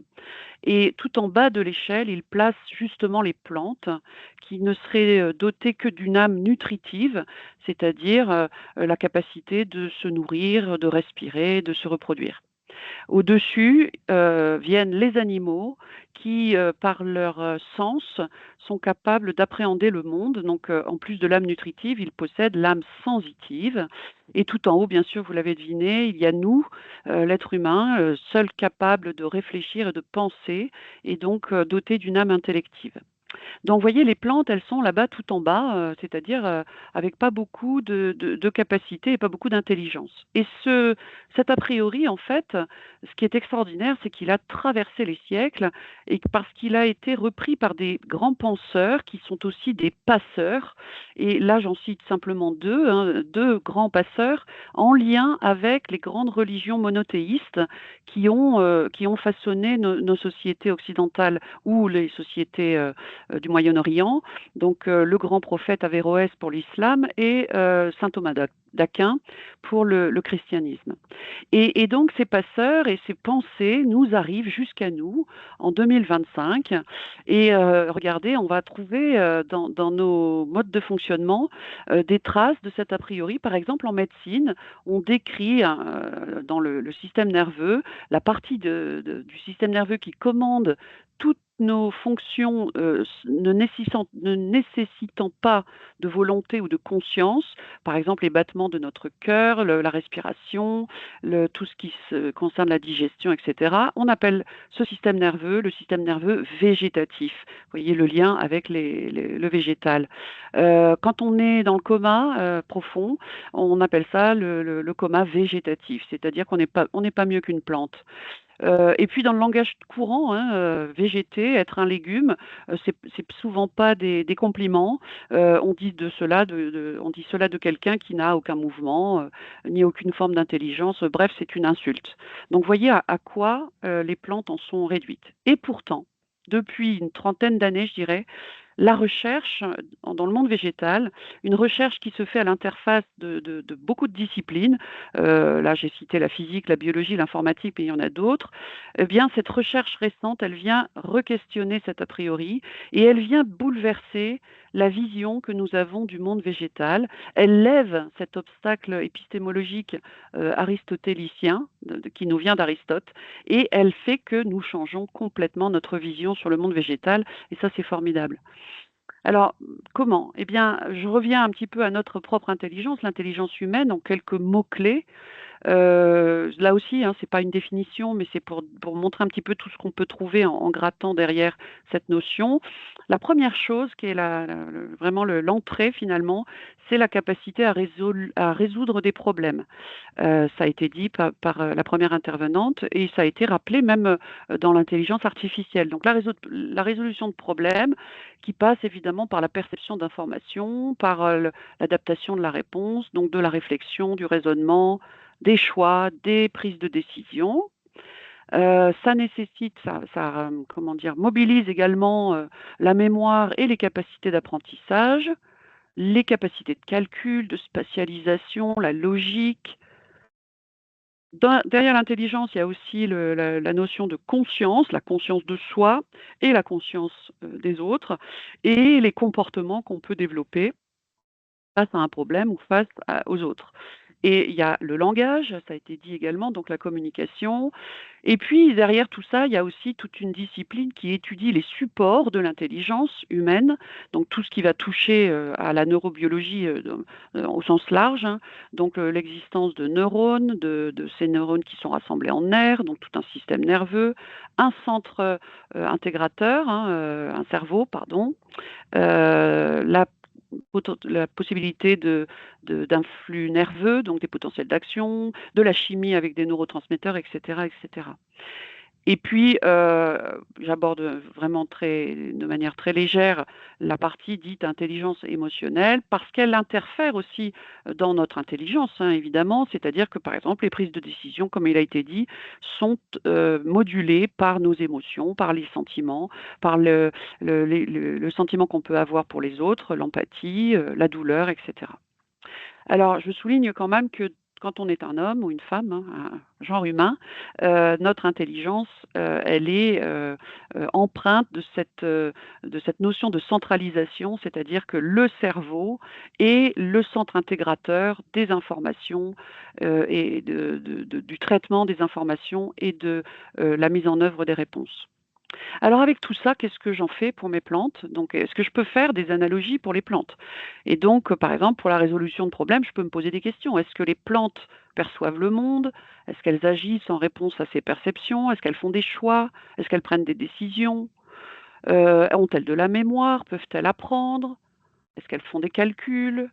Ont-elles conscience d'elles-mêmes? Est-ce que je peux décrire des comportements végétaux? Est-ce qu'elles communiquent? Est-ce qu'il existe une neurobiologie végétale, comme certains l'affirment? Et puis du côté de l'intelligence émotionnelle, est-ce qu'elles ont des sentiments les unes pour les autres? Est-ce qu'elles sont empathiques, altruistes? Existe-t-il des douleurs végétales? Eh bien, toutes ces questions qu'en fait, si vous vous intéressez un peu à cette thématique par l'entrée médiatique ou par l'entrée de la vulgarisation, vous allez trouver des tas d'écrits qui vont répondre oui à peu près à toutes ces questions. Alors, pour aller un petit peu plus loin quand même, je voudrais savoir si finalement on pose les bonnes questions aux plantes. Pour la notion d'intelligence, Jean Piaget n'a pas été cité par mes collègues d'avant, donc je vais le faire. Cet homme-là était psychologue au début du XXe siècle, milieu du XXe siècle. Il définissait l'intelligence comme étant l'état d'équilibre maximum entre un organisme vivant et son milieu, et donc une forme spécifique de l'adaptation du vivant à son milieu. Et là, on revient à cette définition de l'intelligence qui est la résolution de problèmes et l'adaptation au milieu. Et donc, cette adaptation nécessitant de mobiliser des capacités à traiter l'information. D'accord? Et puis, un petit peu plus tard, je vous invite à lire les écrits de Vinciane Després, qui est également psychologue et qui s'est intéressée énormément à l'éthologie, c'est-à-dire au comportement des animaux. Et elle s'est demandé justement quelles étaient finalement les informations dans le monde extérieur, les informations qui font sens pour l'animal. C'est-à-dire que quand on s'interroge sur l'intelligence du rat, si on lui pose des problèmes et des questions d'homme, c'est sûr que le rat aura une forme d'intelligence très faible. Par contre, si on lui pose des questions de rat, eh bien, ce rat apparaîtra très intelligent. Donc, quand on veut estimer l'intelligence d'un être, peut-être faut-il lui poser les bonnes questions et se mettre à penser comme. D'où son livre, Penser comme un rat, et le suivant, Que diraient les animaux si on leur posait les bonnes questions. Et donc ça m'amène à souligner que je pense que puisque les problèmes à résoudre pour un homme, pour un animal ou pour une plante sont différents, parce que leurs modes de vie sont différents, eh bien les formes d'intelligence le sont probablement aussi. Donc, juste pour développer un exemple, dans les plantes, et vous parler un tout petit peu des travaux de mon équipe, la question fondamentale, l'entrée, si j'ose dire, de l'intelligence, finalement, c'est la résolution de problèmes. Donc, cette question, elle reste fondamentale quand on se pose la question de l'intelligence. Et pour résoudre un problème, eh bien, tout le monde en convient, il faut d'abord être capable de le percevoir, ce problème, et de le sentir pour y répondre. Donc, chez les animaux et chez l'homme, qui est un animal particulier, la perception du problème, elle est donnée par nos sens. Les sens qui sont portés par des organes de perception, donc qui concentrent des capteurs finalement. Les sens renseignent l'homme et l'animal sur le monde, et c'est ce qui fait que l'homme et l'animal sont des êtres sensibles et qu'ils peuvent développer une vie de relation entre eux et avec l'environnement. Donc les sens, alors je suis sûre que si je vous demandais à vous tous quels sont, est-ce que vous connaissez les sens en particulier de l'homme, eh bien vous me répondriez les 5 sens, à savoir la vue, l'ouïe, le goût, l'odorat, le toucher. Et donc vous seriez à peu près au niveau de réflexion d'Aristote, parce que là encore, cette vision des sens, des 5 sens, elle nous vient d'Aristote, donc il y a 2400 ans. Alors depuis 2400 ans, on a fait un peu de progrès en sciences, et en fait, on classe maintenant les sens selon en fait la nature des stimuli, donc la nature de l'information d'origine. Et en fait, il y a 3 grands types de sens. Et vous allez voir que c'est intelligent, si j'ose dire, parce qu'en faisant cette classification, ça nous permet de nommer et de lister des sens que l'homme n'a pas, mais qu'on a retrouvés, qu'on a découverts chez l'animal. Et si on reste sur les 5 sens de l'homme, eh bien on passe à côté de ces sens animaux. Alors les premiers grands types de sens, c'est tout ce qui est en lien avec les signaux électromagnétiques. Dans les signaux électromagnétiques, vous avez évidemment la lumière qui est une onde électromagnétique, et le sens qui est développé avec cette lumière, c'est la vue. Mais vous avez également les champs magnétiques, les champs électriques, et vous voyez ici dans cette liste à droite que les sens en question, qui sont concernés par ces signaux, eh bien, ne concernent pas l'homme, mais des animaux, les oiseaux, les abeilles, les poissons, etc. les deuxième type de grands stimuli, ce sont les signaux mécaniques et tout ce qui va être la perception de ces signaux mécaniques, c'est-à-dire la mécanoperception, sous forme de perception des vibrations, des déformations, et dont le contact. Et dans cette liste, alors il y en a plein, hein, vous voyez, en tête, vous retrouvez l'ouïe et le toucher, mais vous avez par exemple aussi les collocations de la chauve-souris, ou bien chez l'homme comme chez l'animal, le sens de l'équilibre avec la perception de la gravité et le sens de la forme propre du corps, qui est la proprioception. Je vais y revenir juste après. Et le troisième grand type, ce sont les signaux chimiques, la chimioperception ou chémoperception, qui est la capacité à percevoir des molécules chimiques, qu'elles soient dissoutes dans un liquide, dans l'eau, et ça sera le goût, ou qu'elles soient volatiles dans l'air, et là, on retrouvera l'odorat. Donc, on a bien les 5 sens d'Aristote, mais vous voyez aussi une liste simplifiée des autres sens qu'on a pu découvrir chez les animaux. Alors, je reviens à ma question. Donc, les plantes, si elles sont intelligentes, elles doivent être capables de résoudre des problèmes et donc de percevoir le monde. Sont-elles sensibles? Et donc, en gros, ont-elles des sens? Alors, je vais vous montrer rapidement, puisqu'on n'a pas beaucoup de temps, qu'effectivement, elles ont beaucoup de sens et elles sont même des hypersensibles, si j'ose dire, parce qu'elles sont capables de percevoir la lumière et donc d'avoir une forme de vue, parce qu'elles se dirigent vers des sources lumineuses, parce qu'elles sont capables d'éviter l'ombre de la voisine ou de percevoir la présence de la voisine, de la plante voisine. Donc, elles sont capables d'apprécier non seulement la quantité de lumière, mais la qualité de la lumière. Elles sont capables de percevoir des tas de signaux mécaniques, en particulier ceux qui sont liés au vent, à la gravité, aux impacts, à leur forme propre, mais également au son, et ça c'est des découvertes relativement récentes. Donc vous avez des formes de sens qui peuvent s'apparenter au toucher ou à l'ouïe, et puis elles sont capables de percevoir la chimie du monde qui les entoure, ou leur chimie propre, hein, en percevant toutes les substances dissoutes possibles et imaginables, dont l'eau, c'est déjà important, et puis les substances volatiles, les parfums, les odeurs, etc. Donc on a effectivement des capacités sensorielles chez les plantes qui sont extraordinairement variées.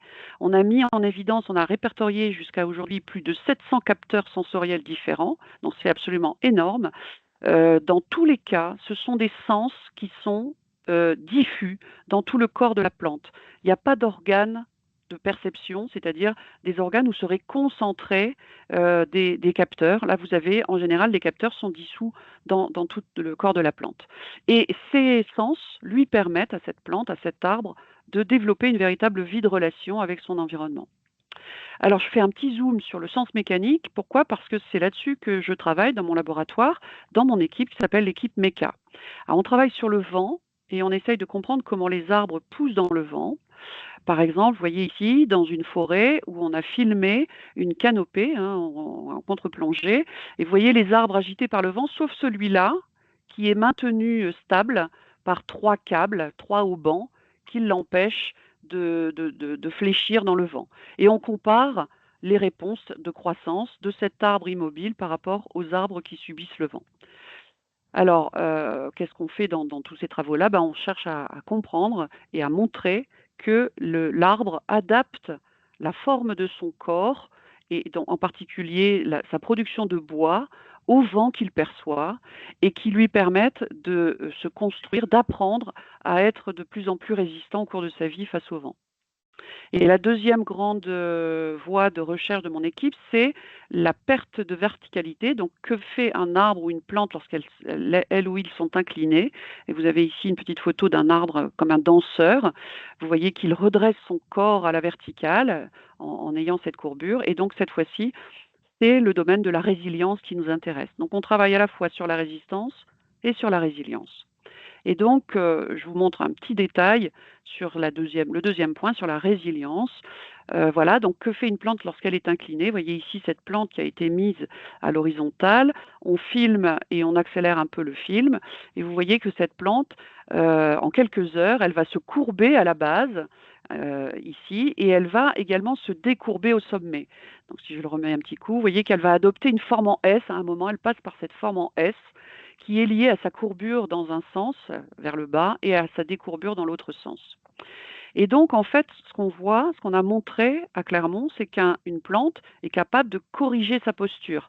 Lorsqu'elle est éloignée de la verticale, elle va mettre en œuvre des mécanismes de redressement et de rectification de son axe, courbure et rectification. Alors ça, c'est la réponse. Donc, qu'est-ce qu'elle sent? Comment sent-elle qu'elle est inclinée? Donc, quelle est sa perception? Chez nous, ça se passe comment? Je fais un petit détour par l'homme générique. Nous, comment on fait pour sentir la verticale? Comment on fait pour se tenir debout? Eh bien, vous savez tous que ça se passe dans notre oreille interne, où il y a ici, dans les canaux semi-circulaires du vestibule, des cellules ciliées qui tapissent ces petits canaux et au-dessus desquels il y a une sorte de gelée contenant des petits cailloux. Ces petits cailloux, les otolithes, sont entraînés par la gravité, ils sédimentent dans cette gelée et ils appuient sur les cils de ces cellules ciliées, ce qui envoie des signaux électriques qui sont interprétés par notre cerveau. Et quand on bouge la tête ou quand on se couche, ces petits cailloux sont mis en mouvement et ce qui indique à notre cerveau les changements de position. Donc en gros, ce qu'on fait pour sentir la verticale, c'est qu'on sent la gravité. Donc on fait ce qu'on appelle de la graviperception. Alors chez les plantes, eh bien c'est la même chose. C'est la même chose, c'est-à-dire qu'on va trouver sous l'écorce d'une plante, sous sa peau extérieure ou sous l'écorce de l'arbre, des cellules vivantes dans lesquelles il y a des gros grains d'amidon qui se comportent comme les petits cailloux de notre oreille interne. Sauf que chez nous, c'est concentré dans l'oreille interne, alors que dans une plante ou un arbre, il va y en avoir tout le long du corps de l'arbre ou de la plante. Quand on incline cette plante à l'horizontale, vous voyez ici le petit schéma, les cellules en question, elles sont observées ici au microscope. Je vais déclencher un petit bout de film, mais avant, vous voyez cette masse ici, c'est la masse des petits cailloux, des grains d'amidon qui se trouvent ici au fond des cellules. Et quand on lance, vous voyez que ces petits cailloux vont s'effondrer. En fait, on parle d'une avalanche de grains et ils vont donc changer de position. Et ces petites cellules qui sont présentes par milliers sous l'écorce de l'arbre et qui sont comme des petits inclinomètres. Donc les petits cailloux vont rouler, les petits grains d'amidon vont changer de position, ils vont s'étaler plus ou moins sur les faces de la cellule, ce qui permet par cette position à la cellule de sentir exactement la position de ces grains et de mesurer très précisément son angle d'inclinaison A par rapport à la verticale, ici par rapport à G, par rapport à la gravité. Et cette mesure, elle est tellement précise qu'elle se fait au degré près. On va observer des réponses dès un seul petit degré d'écart par rapport à la verticale. Donc en fait, la plante, elle fait de la graviperception exactement comme nous. Ou plus exactement, nous, on fait comme elles parce qu'elles sont là depuis plus longtemps que nous sur la planète. L'ensemble perception et réponse, c'est ce qui fait la sensibilité. Donc les plantes sont sensibles. Alors est-ce que c'est suffisant? Pas tout à fait, parce que quand on modélise cette graviperception par une formule mathématique savante qui va lier la vitesse de redressement à gauche égale vitesse de redressement de l'arbre à l'angle d'inclinaison, regardez ce que ça donne. Ça se courbe à la base, ça se décourbe un peu au-dessus, mais vous voyez que mon arbre virtuel, au lieu de se rectifier, il oscille autour de la verticale. Et donc, la seule mesure de l'angle d'inclinaison ne suffit pas à modéliser le redressement d'un arbre. Alors, on s'est demandé ce qu'il manquait. Donc, on a refait un petit passage par chez nous où on s'est demandé, nous, comment fait-on pour corriger notre posture verticale? Donc, on fait la graviperception dont j'ai parlé, mais on fait aussi de la proprioception, c'est-à-dire que nous avons des tas de capteurs mécaniques partout dans le corps et en particulier sous la voûte plantaire qui envoient des signaux électriques dans notre cerveau par des voies nerveuses, tout ça, ça s'appelle la somesthésie, et qui permet de percevoir notre corps dans l'espace, notre forme propre. Et donc, on s'est demandé si les plantes faisaient pareil, et on a rajouté à notre équation de modélisation la perception des courbures, la perception des déformations du corps de la plante. Comment sentir ses propres courbures. Et ça, on sait qu'elle est capable de le faire, parce que dans les travaux que nous menons sur le vent, nous avons montré qu'un arbre, une plante, perçoit le vent par la flexion de sa tige et donc les courbures de sa tige via donc les déformations de ses cellules. Donc on sait qu'elle est capable de faire ça, on rajoute ça dans le modèle et regardez, la courbure à la base a bien lieu, la décourbure au-dessus et très rapidement la rectification de l'axe, c'est-à-dire que cette fois j'obtiens un arbre virtuel qui est droit comme un i. Donc en fait, l'arbre, il perçoit la gravité, la verticale, donc il fait de la graviperception, il se redresse, mais en même temps, il perçoit ses propres courbures et il fait de la proprioception, il se rectifie. Alors une petite preuve quand même, parce que vous allez me dire c'est bien joli, c'est de la modélisation, mais regardez, on met les... Alors c'est difficile d'enlever la gravité sur Terre, donc ce qu'on fait, c'est qu'on fait tourner les plantes sur des manèges, un petit manège qu'on a appelé le gravitron, et vous allez voir ce petit bout de film ici, qui a été fait donc avec l'arabette des dames. Donc on voit ici le technicien qui est en train d'installer des petites arabettes horizontales sur le bras du gravitron. Voilà, donc la plante est installée à l'horizontale. Pendant les premières heures, on la laisse se redresser par la graviperception classique. Puis, on va faire tourner ensuite le bras sur lequel elle se trouve pour faire tourner les plantes sur elles-mêmes et leur faire perdre le sens de la gravité. Hein, c'est comme si on était dans un manège et on est brassé. Et voilà. Et au bout de quelques heures encore, regardez ce que font les plantes qui tournent sur elles-mêmes. Elles se déplient et en fait, elles perçoivent donc leur forme propre et elles se rectifient. Elles s'alignent sur elles-mêmes. Et ça, c'est la preuve de la proprioception parce que grâce à ce système, on a enlevé la graviperception. Voilà. Donc, quand on a découvert ça, j'ai presque fini, on a lu dans les grands journaux qui ont repris nos travaux que les plantes avaient conscience d'elles-mêmes. Alors attention aux mots. Voilà ici un scientifique qui, dans cet article, nous dit qu'il n'existe aucune preuve que les plantes puissent avoir besoin et même avoir développé dans leur évolution des facultés mentales énergivores comme la conscience, et je suis tout à fait d'accord avec ça. Et ce mot de conscience, il pose question parce que il va pas bien en français. Alors en anglais, ils sont plus forts que nous, ils ont 2 mots pour désigner la conscience. Le premier, il parle de conscience perceptive, c'est une sorte de conscience de l'environnement, du milieu extérieur. Et l'autre, c'est la conscience réflexive, la consciousness, c'est-à-dire la conscience de soi. Et chez les plantes, jusqu'à preuve du contraire, on ne trouve aucune preuve de présence de la conscience réflexive, mais uniquement celle de la conscience perceptive. Et pour finir, je vais avoir 2 minutes de retard, je voulais vous faire quelques petites remarques intelligentes. Alors déjà, je voudrais poser cette question, est-ce qu'on a besoin à tout prix de vouloir voir une intelligence dans l'arbre parce que cette intelligence qu'on cherche à lui coller, c'est la nôtre, hein. Donc pourquoi vouloir faire à tout prix de l'arbre un homme? Donc attention à l'anthropomorphisme qui est très souvent présent dans les grands écrits médiatiques ou dans la vulgarisation. Par contre, vous avez vu, et j'ai fait exprès, l'anthropomorphisme, ça peut être bien dosé, un outil dans la recherche. Et puis, on dit souvent l'intelligence des arbres, et moi je dis pourquoi pas celle du navet ou de la betterave, parce que c'est vrai que quand on dit l'intelligence de l'arbre, c'est qu'on s'identifie à lui, et c'est quand même vachement plus chouette de s'identifier à un chêne centenaire qu'à un navet. Mais moi je trouve que c'est pas juste pour le navet.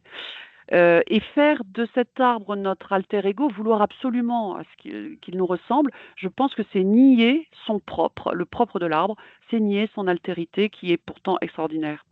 Et donc, pour penser finalement comme un arbre, je vous invite à vous glisser dans sa peau et donc à lire mon ouvrage Dans la peau d'un arbre. Alors pourquoi j'attire votre attention dessus? Parce que la conclusion de ce livre, c'est justement, j'ai développé toute une réflexion autour de cette intelligence de l'arbre. Est-ce qu'un arbre est intelligent?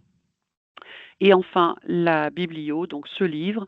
Je vous propose des interviews autour de la sensibilité de mon collègue Bruno Mouliat, des conférences, ici une conférence que j'ai donnée l'an dernier sur la communication, une autre sur l'intelligence des arbres, un podcast avec les collègues écologues Jacques Tassin et philosophe Quentin Yernaud, un podcast de la Bibliothèque nationale de France, Peut-on parler d'intelligence végétale? Et justement le livre de Quentin Yernaud, philosophe, qui s'intitule Du comportement végétal à l'intelligence des plantes, qui est absolument formidable et qui est téléchargeable gratuitement sur le site des éditions Quae. Et enfin, un petit interview de moi-même sur The Green Web à propos de l'anthropomorphisme qui décidément me gêne beaucoup dans ces questions d'intelligence. Voilà, et donc j'ai terminé, je pense que c'est le temps des questions. Tout à fait. Merci beaucoup, Catherine. Et puis, merci beaucoup à tous les 4 de manière générale. Donc, Catherine, vous pouvez arrêter votre partage d'écran comme ça, on se verra un petit peu mieux. Et donc, du coup, c'est le moment un petit peu des questions-réponses. Donc, pour poser vos questions, vous avez soit le chat et on pourra les dérouler directement sur le côté. Normalement, j'ai modifié les paramètres de la conversation, tout le monde devrait pouvoir y avoir accès. Et sinon, vous pouvez faire exactement comme vous pouvez lever la main en fait dans la conversation comme Aurel vient de faire. Et donc du coup, je vous laisse activer votre micro si vous avez une question, Aurel. Oui, merci. Euh, bon, ça, c'est une question, remarque. Alors j'en ai deux, mais je vais commencer par celle qui concerne Catherine. Déjà, merci beaucoup pour toutes ces présentations et surtout, Catherine, ce qui m'a beaucoup marqué sur la fin de votre présentation ou ta présentation, je ne sais pas si je peux tutoyer, c'est Avec justement plaisir. l'aspect déformation de l'information de vos travaux. Donc moi, j'ai une association d'esprit critique, donc c'est typiquement le genre de sujet qu'on aborde, justement cette déformation de l'information, de la publication scientifique jusqu'à la médiatisation. Et voilà, et je trouve ça passionnant et du coup, c'est un peu frustrant parce que j'aimerais bien en entendre un peu plus sur le sujet, voilà, d'autres anecdotes et comment vous faites par rapport à ça, Oui. vous. Euh, En fait, je pense que le plus utile, c'est de communiquer, c'est le cas de le dire, avec les journalistes. C'est-à-dire que quand moi, je suis beaucoup sollicitée par les journalistes et j'adore parce que, en fait, je me rends compte que c'est des gens qui viennent chercher l'information, ce qui est normal, vers ceux qui la construisent et ils ont ce souci pour les bons journalistes de ne pas déformer les propos. Et il faut qu'il y ait un aller-retour que les choses soient bien comprises par celui qui va écrire, parce que souvent, effectivement, lui, il a le talent de la vulgarisation, et il faut que nous, on soit les garde-fous pour dire, bon, bah attention, ce mot-là, si on l'utilise, il y a quelque chose derrière qui est caché, quoi.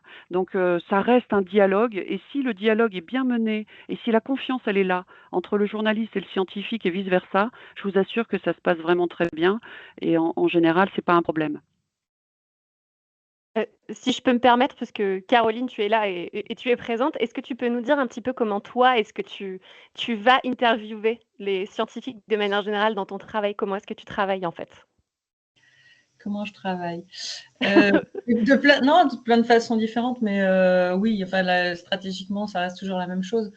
Si je pense à Pop Science ou d'autres médias avec lesquels je collabore, il y a un sujet, la difficulté avec un sujet, il y a un thème qui est donné, c'est de choisir son angle. L'angle, c'est comment est-ce qu'on va dérouler le sujet.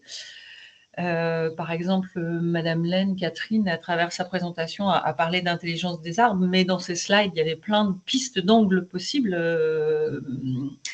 Notamment, j'ai beaucoup aimé, parce que je m'étais penchée sur le sujet, comment est-ce qu'effectivement les arbres pouvaient se redresser. Ça par exemple, peut être un angle. Comment je travaille? Donc, je creuse le sujet, en fait, je prends le thème, je le creuse, je définis l'angle, c'est-à-dire la question qui, pour moi, va être la plus intéressante pour le public, c'est-à-dire qu'elle va répondre, je pense, à une question qui va être étonnante pour le public et qui va être compréhensible aussi dans les concepts qu'on peut amener. Une fois que j'ai défini mon angle, je vais chercher mon chercheur, ou enfin les deux vont souvent de pair. Hein. Je vais identifier des ressources personnes, des experts. Demande d'interview. J'ai préparé mes questions en général qui vont être ma bouée de secours d'après ma recherche d'informations. Et puis j'engage, et j'ai bien aimé Catherine quand elle a parlé de dialogue. Pour moi, un article, puisque je fais des articles de vulgarisation scientifique, c'est une co-construction. Je n'ai aucun intérêt, je n'ai aucun désir et comme je suis scientifique de formation, à raconter des bêtises. Et donc, j'ai toujours cette idée en tête qui est que je veux respecter la parole du scientifique et de son expertise, parce qu'en plus, il a pris le temps pour moi, donc c'est quand même sympa de sa part. Et en même temps, j'ai en tête le lecteur, et donc j'essaie de faire le lien entre les deux en respectant les deux. Et le chercheur, sa parole d'expert, et le lecteur par rapport à sa demande d'information et d'éclaircissement. Et souvent, les chercheurs me demandent de relire leurs citations et les passages. Et selon les médias, mais en général, quand on est en journalisme scientifique, on fait pas du journalisme de politique. J'ai le temps pour montrer aux chercheurs leur passage. C'est souvent, donc ils ont le loisir de relire et c'est souvent quelque chose qui permet derrière, quand vous avez, et là Catherine a encore dit un autre mot qui est important, la confiance. En fait, la confiance, ça se construit. Et quand j'ai un premier chercheur, enfin c'est la première fois que je rentre en contact avec un chercheur, bah, ça j'y prête vachement attention. Une fois qu'il a eu le retour, qu'il a lu le papier, qu'il l'a vu paraître, qu'il a vu que sa parole était respectée, en général après c'est des bons contacts et c'est comme ça que moi je nourris mon réseau et que ça se passe bien. Voilà, j'ai fini. Merci beaucoup à toutes les deux pour votre réponse. Alors, j'ai une petite question dans le chat que je vais me permettre de lire à voix haute. C'est une question d'Agnès. Est-ce que la temporalité qui est si différente entre les plantes par rapport à celle des animaux contribue à leur adaptabilité? Donc, je pense que Alors, c'est pour moi. Oui, je Et- pense que c'est pour vous, Catherine. D'accord. Bonjour Agnès. Agnès Guyot, est-ce que c'est Agnès Guyot, la nancéenne? Je ne sais pas. Donc, la temporalité des plantes, effectivement, c'est un point important parce que le temps des plantes n'est pas celui des hommes et qu'effectivement, c'est aussi pour ça qu'on s'est posé si longtemps cette question, est-ce que les plantes sont sensibles? Parce qu'on ne les voit pas bouger, on les voit rien faire, elles mordent pas, elles crient pas. Et en fait, on ne les voit pas bouger. Pourtant, si, ça bouge énormément, une plante, un arbre, sauf que ça met des heures, des mois, des années à bouger. Donc, cette temporalité, effectivement, c'est un handicap pour nous, enfin, pour elles, parce qu'on ne les voit pas, on a l'impression qu'elles sont insensibles. Donc, si elles sont insensibles, elles ratent la première question, vous savez, de la définition de l'intelligence. Bah, elles sont incapables de percevoir le monde, donc elles sont incapables de voir les problèmes. Donc oui, c'est sûr que ça a eu un lien. Après, est-ce que ça joue sur leur adaptabilité? Ça, je ne suis pas sûre parce que pour moi, l'adaptabilité, c'est le propre du vivant. C'est-à-dire que un animal est adapté à son environnement, une plante est adaptée à son environnement, la bactérie de votre microbiote, elle est adaptée à son environnement dans vos intestins, le ver de terre dans la terre et le navet dans votre potager. Donc en fait, tout être vivant, s'il est là et il est là depuis longtemps et quand il continue à évoluer, c'est parce qu'il est capable de s'adapter en permanence à son environnement.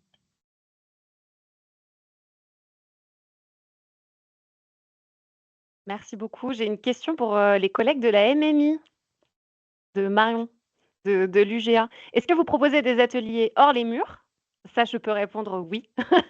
Et en venant animer vous-même lors de festivals, par exemple, est-ce que vous proposez des formations pour les animateurs pour animer vos ressources? Bref, est-ce que vous pouvez nous parler un petit peu de vos activités de médiation? La réponse est oui aux deux. Oui, on propose des ateliers hors les murs dans la capacité de nos moyens humains. Donc là, pour ça, il faut nous contacter. Évidemment, pendant la fête de la science, c'est un peu compliqué parce qu'on va être pris un peu partout déjà. Mais en dehors, oui. Et oui, on peut aussi, à la carte, proposer des formations de médiateurs pour prendre en main nos ressources parce qu'on sait que ce n'est pas forcément évident, même si on met des gros déroulés assez précis. On est tout à fait disponible pour proposer des formations, soit sur place, soit en visio, autour de nos ateliers. J'espère que ça répond à la question. Je veux dire aussi que sur le site internet, vous avez donc les ressources d'IA dont on a parlé aujourd'hui, mais il y a aussi plein d'autres ateliers que vous proposez avec les mêmes contraintes, donc juste c'est gratuit, on peut les reprendre, il faut juste vous citer quand on les fait, quoi. Voilà, il ne faut pas hésiter à nous contacter, vous trouverez les adresses de contact sur le site de l'EMEM. Et à nous dire si vous les utilisez, on aime bien les retours. Et puis il ne faut pas hésiter à passer à la MMI aussi. Oui, aussi, évidemment. Alors, petite question d'Angélique, comment est-ce qu'on peut parler d'intelligence des plantes sur le temps d'une journée à la fête de la science? Alors, c'est vrai que ça rejoint la question sur la temporalité. Comme c'est très long, c'est pas toujours facile d'être spectaculaire. Et dans les fêtes de la science, comme dans toutes les animations de médiation scientifique, c'est bien quand on a des choses qui attirent, hein, en particulier les plus jeunes ou même les moins jeunes. Alors, ce qui est quand même possible, c'est de montrer cette capacité de perception de l'environnement, de montrer des capacités sensorielles. Par exemple, alors par contre, il y a des choses à préparer un peu en amont, mais simplement, vous savez, la plante verte qui est sur le rebord de votre fenêtre dans votre cuisine, vous avez déjà remarqué qu'elle s'obstine toujours à se tourner vers la lumière extérieure, donc elle est toujours penchée, donc elle fait ce qu'on appelle du phototropisme. Donc ça, c'est assez facile à faire pousser avant une petite culture de plante qui serait éclairée d'un côté et elle serait toute tordue. Donc montrer ce déplacement. Pourquoi pas mettre en place en début de fête de la science en quelques heures, hein, il suffit de quelques heures pour qu'elle se penche. Et puis, moi, ce que j'ai fait, par exemple, dans les festivals scientifiques ici à Clermont, aux Nuées Ardentes, ou même au Salon de l'Agriculture à Paris, où on a dû tenir un stand pour présenter les activités du labo il y a quelques années. Et donc, on avait amené ce qu'on appelle un clinostat. Un clinostat, ça s'achète dans des sites de classe, hein, par exemple chez Gelin. C'est une petite machine qui fait tourner la plante sur elle-même. Donc on va fixer un pot avec ce que vous voulez, une jonquille, un pied de tomate, n'importe quoi.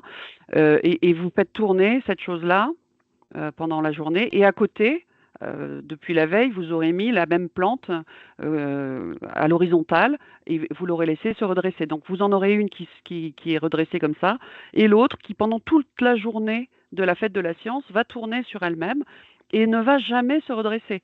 Donc vous pourriez aussi en avoir une troisième, hein, que vous inclinez au tout début de journée et toutes les heures vous prenez une petite photo, toutes les demi-heures vous prenez une petite photo pour montrer aux gens, regardez cette plante-là que j'ai mise à l'horizontale, une demi-heure après son bout se redresse et donc vous pouvez sur une journée tout à fait mettre en évidence le redressement à la verticale, au moins de l'apex de la plante et celle qui tourne sur elle-même, qui ne bougera pas.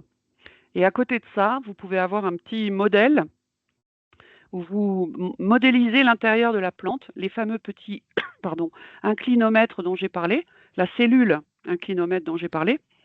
Vous pouvez prendre une boîte de tic-tac, vous voyez, sans citer la marque. La petite boîte de tic-tac que vous remplissez de liquide vaisselle transparent et vous mettez dedans des petites billes de verre.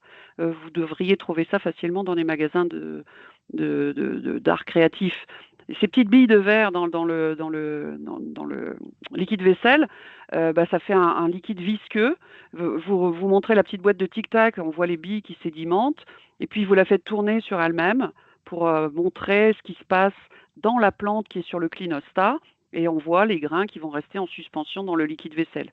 Ça marche bien pour faire ce qu'on appelle un modèle analogique avec ce qu'il y a à l'intérieur de la plante. Voilà une idée de ce qu'on peut montrer dans une journée de festival, fête de la science. Oui, et puis je le redis aussi, mais la fête de la science, donc évidemment, c'est des villages des sciences, des ateliers qui sont disponibles toute la journée, comme Catherine vient de le dire. Après, tous les autres formats sont les bienvenus.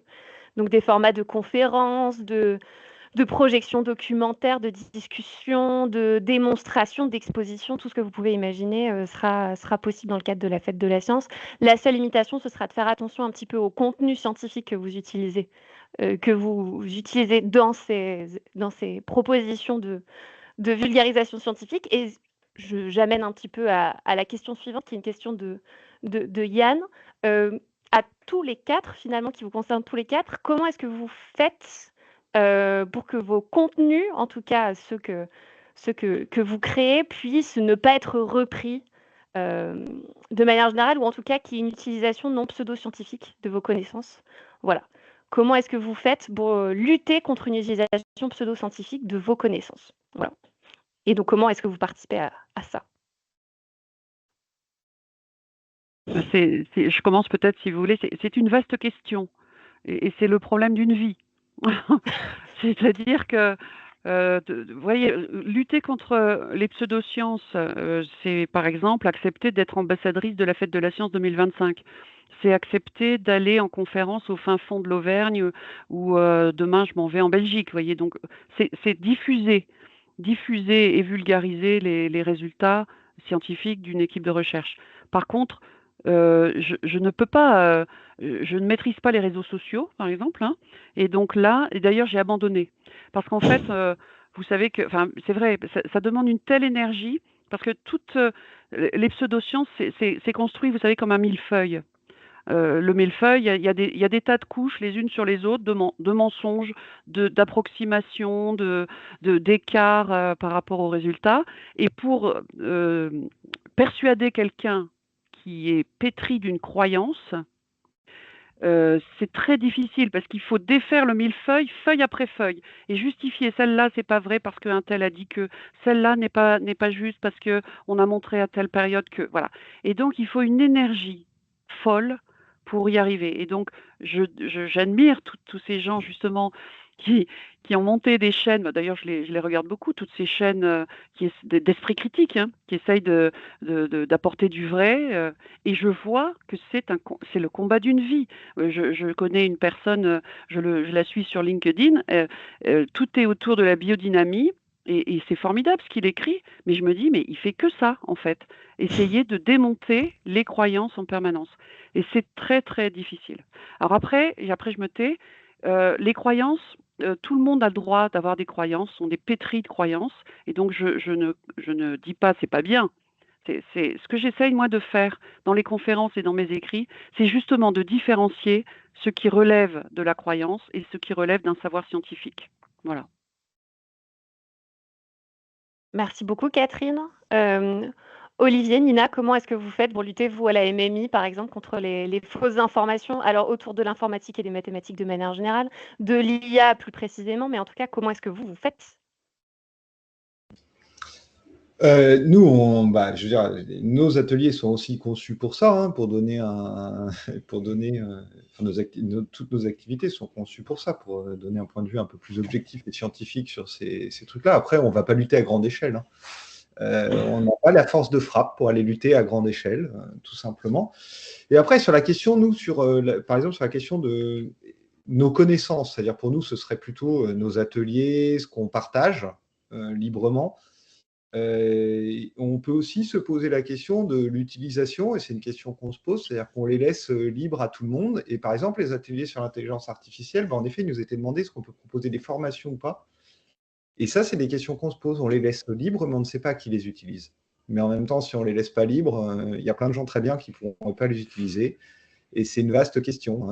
Et il faut en effet les utiliser avec des pincettes, et on est obligé des fois de faire confiance, même au sein de la médiation. Mais à grande échelle, non, on ne peut pas lutter. Enfin, nous, on n'a pas les moyens humains de lutter, comme disait Catherine, c'est un temps fou. On est déjà à 100%.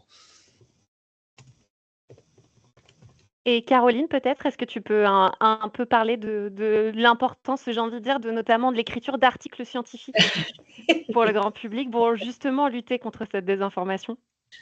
Alors, j'étais en train ouais, vous me voyez, vous m'entendez? J'étais prise en flaque. J'étais en train de rechercher la référence d'un article qui avait été publié sur Cortex Mag. Alors, moi, dans ma pratique de journaliste, moi, je ne lutte pas personnellement sur les fake news ou les fake news ou le détournement d'une information scientifique vulgarisée pour raconter des bêtises. Il y en a qui le font très bien, des journalistes qui le font très bien, comme les débunkers. Les décodeurs, pardon, qui débunkent l'information, donc les décodeurs du Monde ou dans d'autres quotidiens où on a des services de presse qui sont dédiés au fact-checking, qui se sont beaucoup manifestés pendant la période Covid notamment. Voilà, l'INSERM aussi a de mémoire, dans les choses que je regarde, a aussi une équipe qui fait du fact-checking, du débunkage. Donc moi, je ne le fais pas. Les journalistes le font, des gens qui sont à la communication des grandes institutions comme l'INSERM le font aussi. Donc voilà, où ils donnent une information ou s'emparent effectivement de sujets à caution. Et j'avais juste en mémoire, donc, alors moi, à travers ma pratique de journaliste, je vous ai expliqué comment je fonctionnais. Je suis de formation scientifique. Enfin, voilà, donc je suis vertueuse, entre guillemets, dans ma pratique. Parfois, j'ai l'occasion de prendre effectivement des sujets qui sont des thèmes, des angles d'articles qui sont sujets effectivement à débunkage, etc.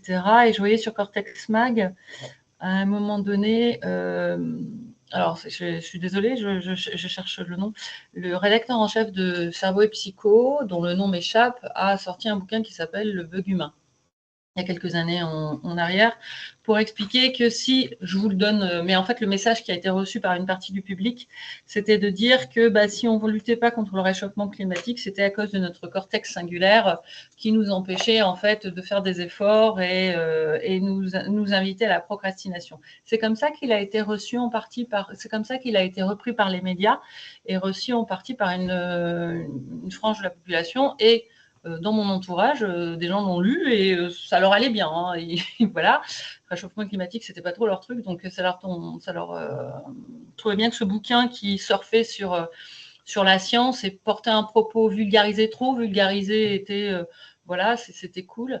Et sur Cortex Mag, donc c'était pas moi qui étais rédactrice en chef à l'époque, mais il y a Emmanuel Prosic du SBRI qui a écrit un article et qui a été publié sur notre site. À ce moment-là, ils se sont effectivement saisis de la thématique pour voilà, faire un article pour éclairer un petit peu ça et remettre en question le livre de ce rédacteur en chef, de Cerveau et Psycho, dont le nom m'échappe, mais c'est pas grave.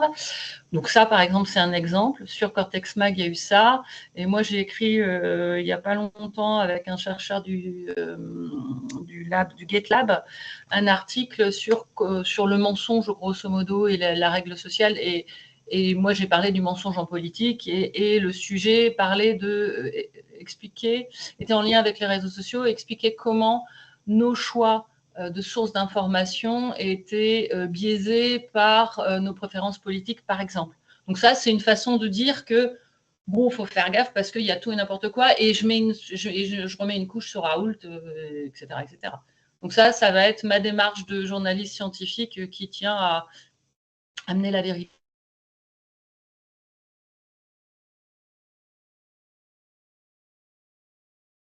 Alors, je pense qu'on a perdu un tout petit peu Caroline qui va revenir dans...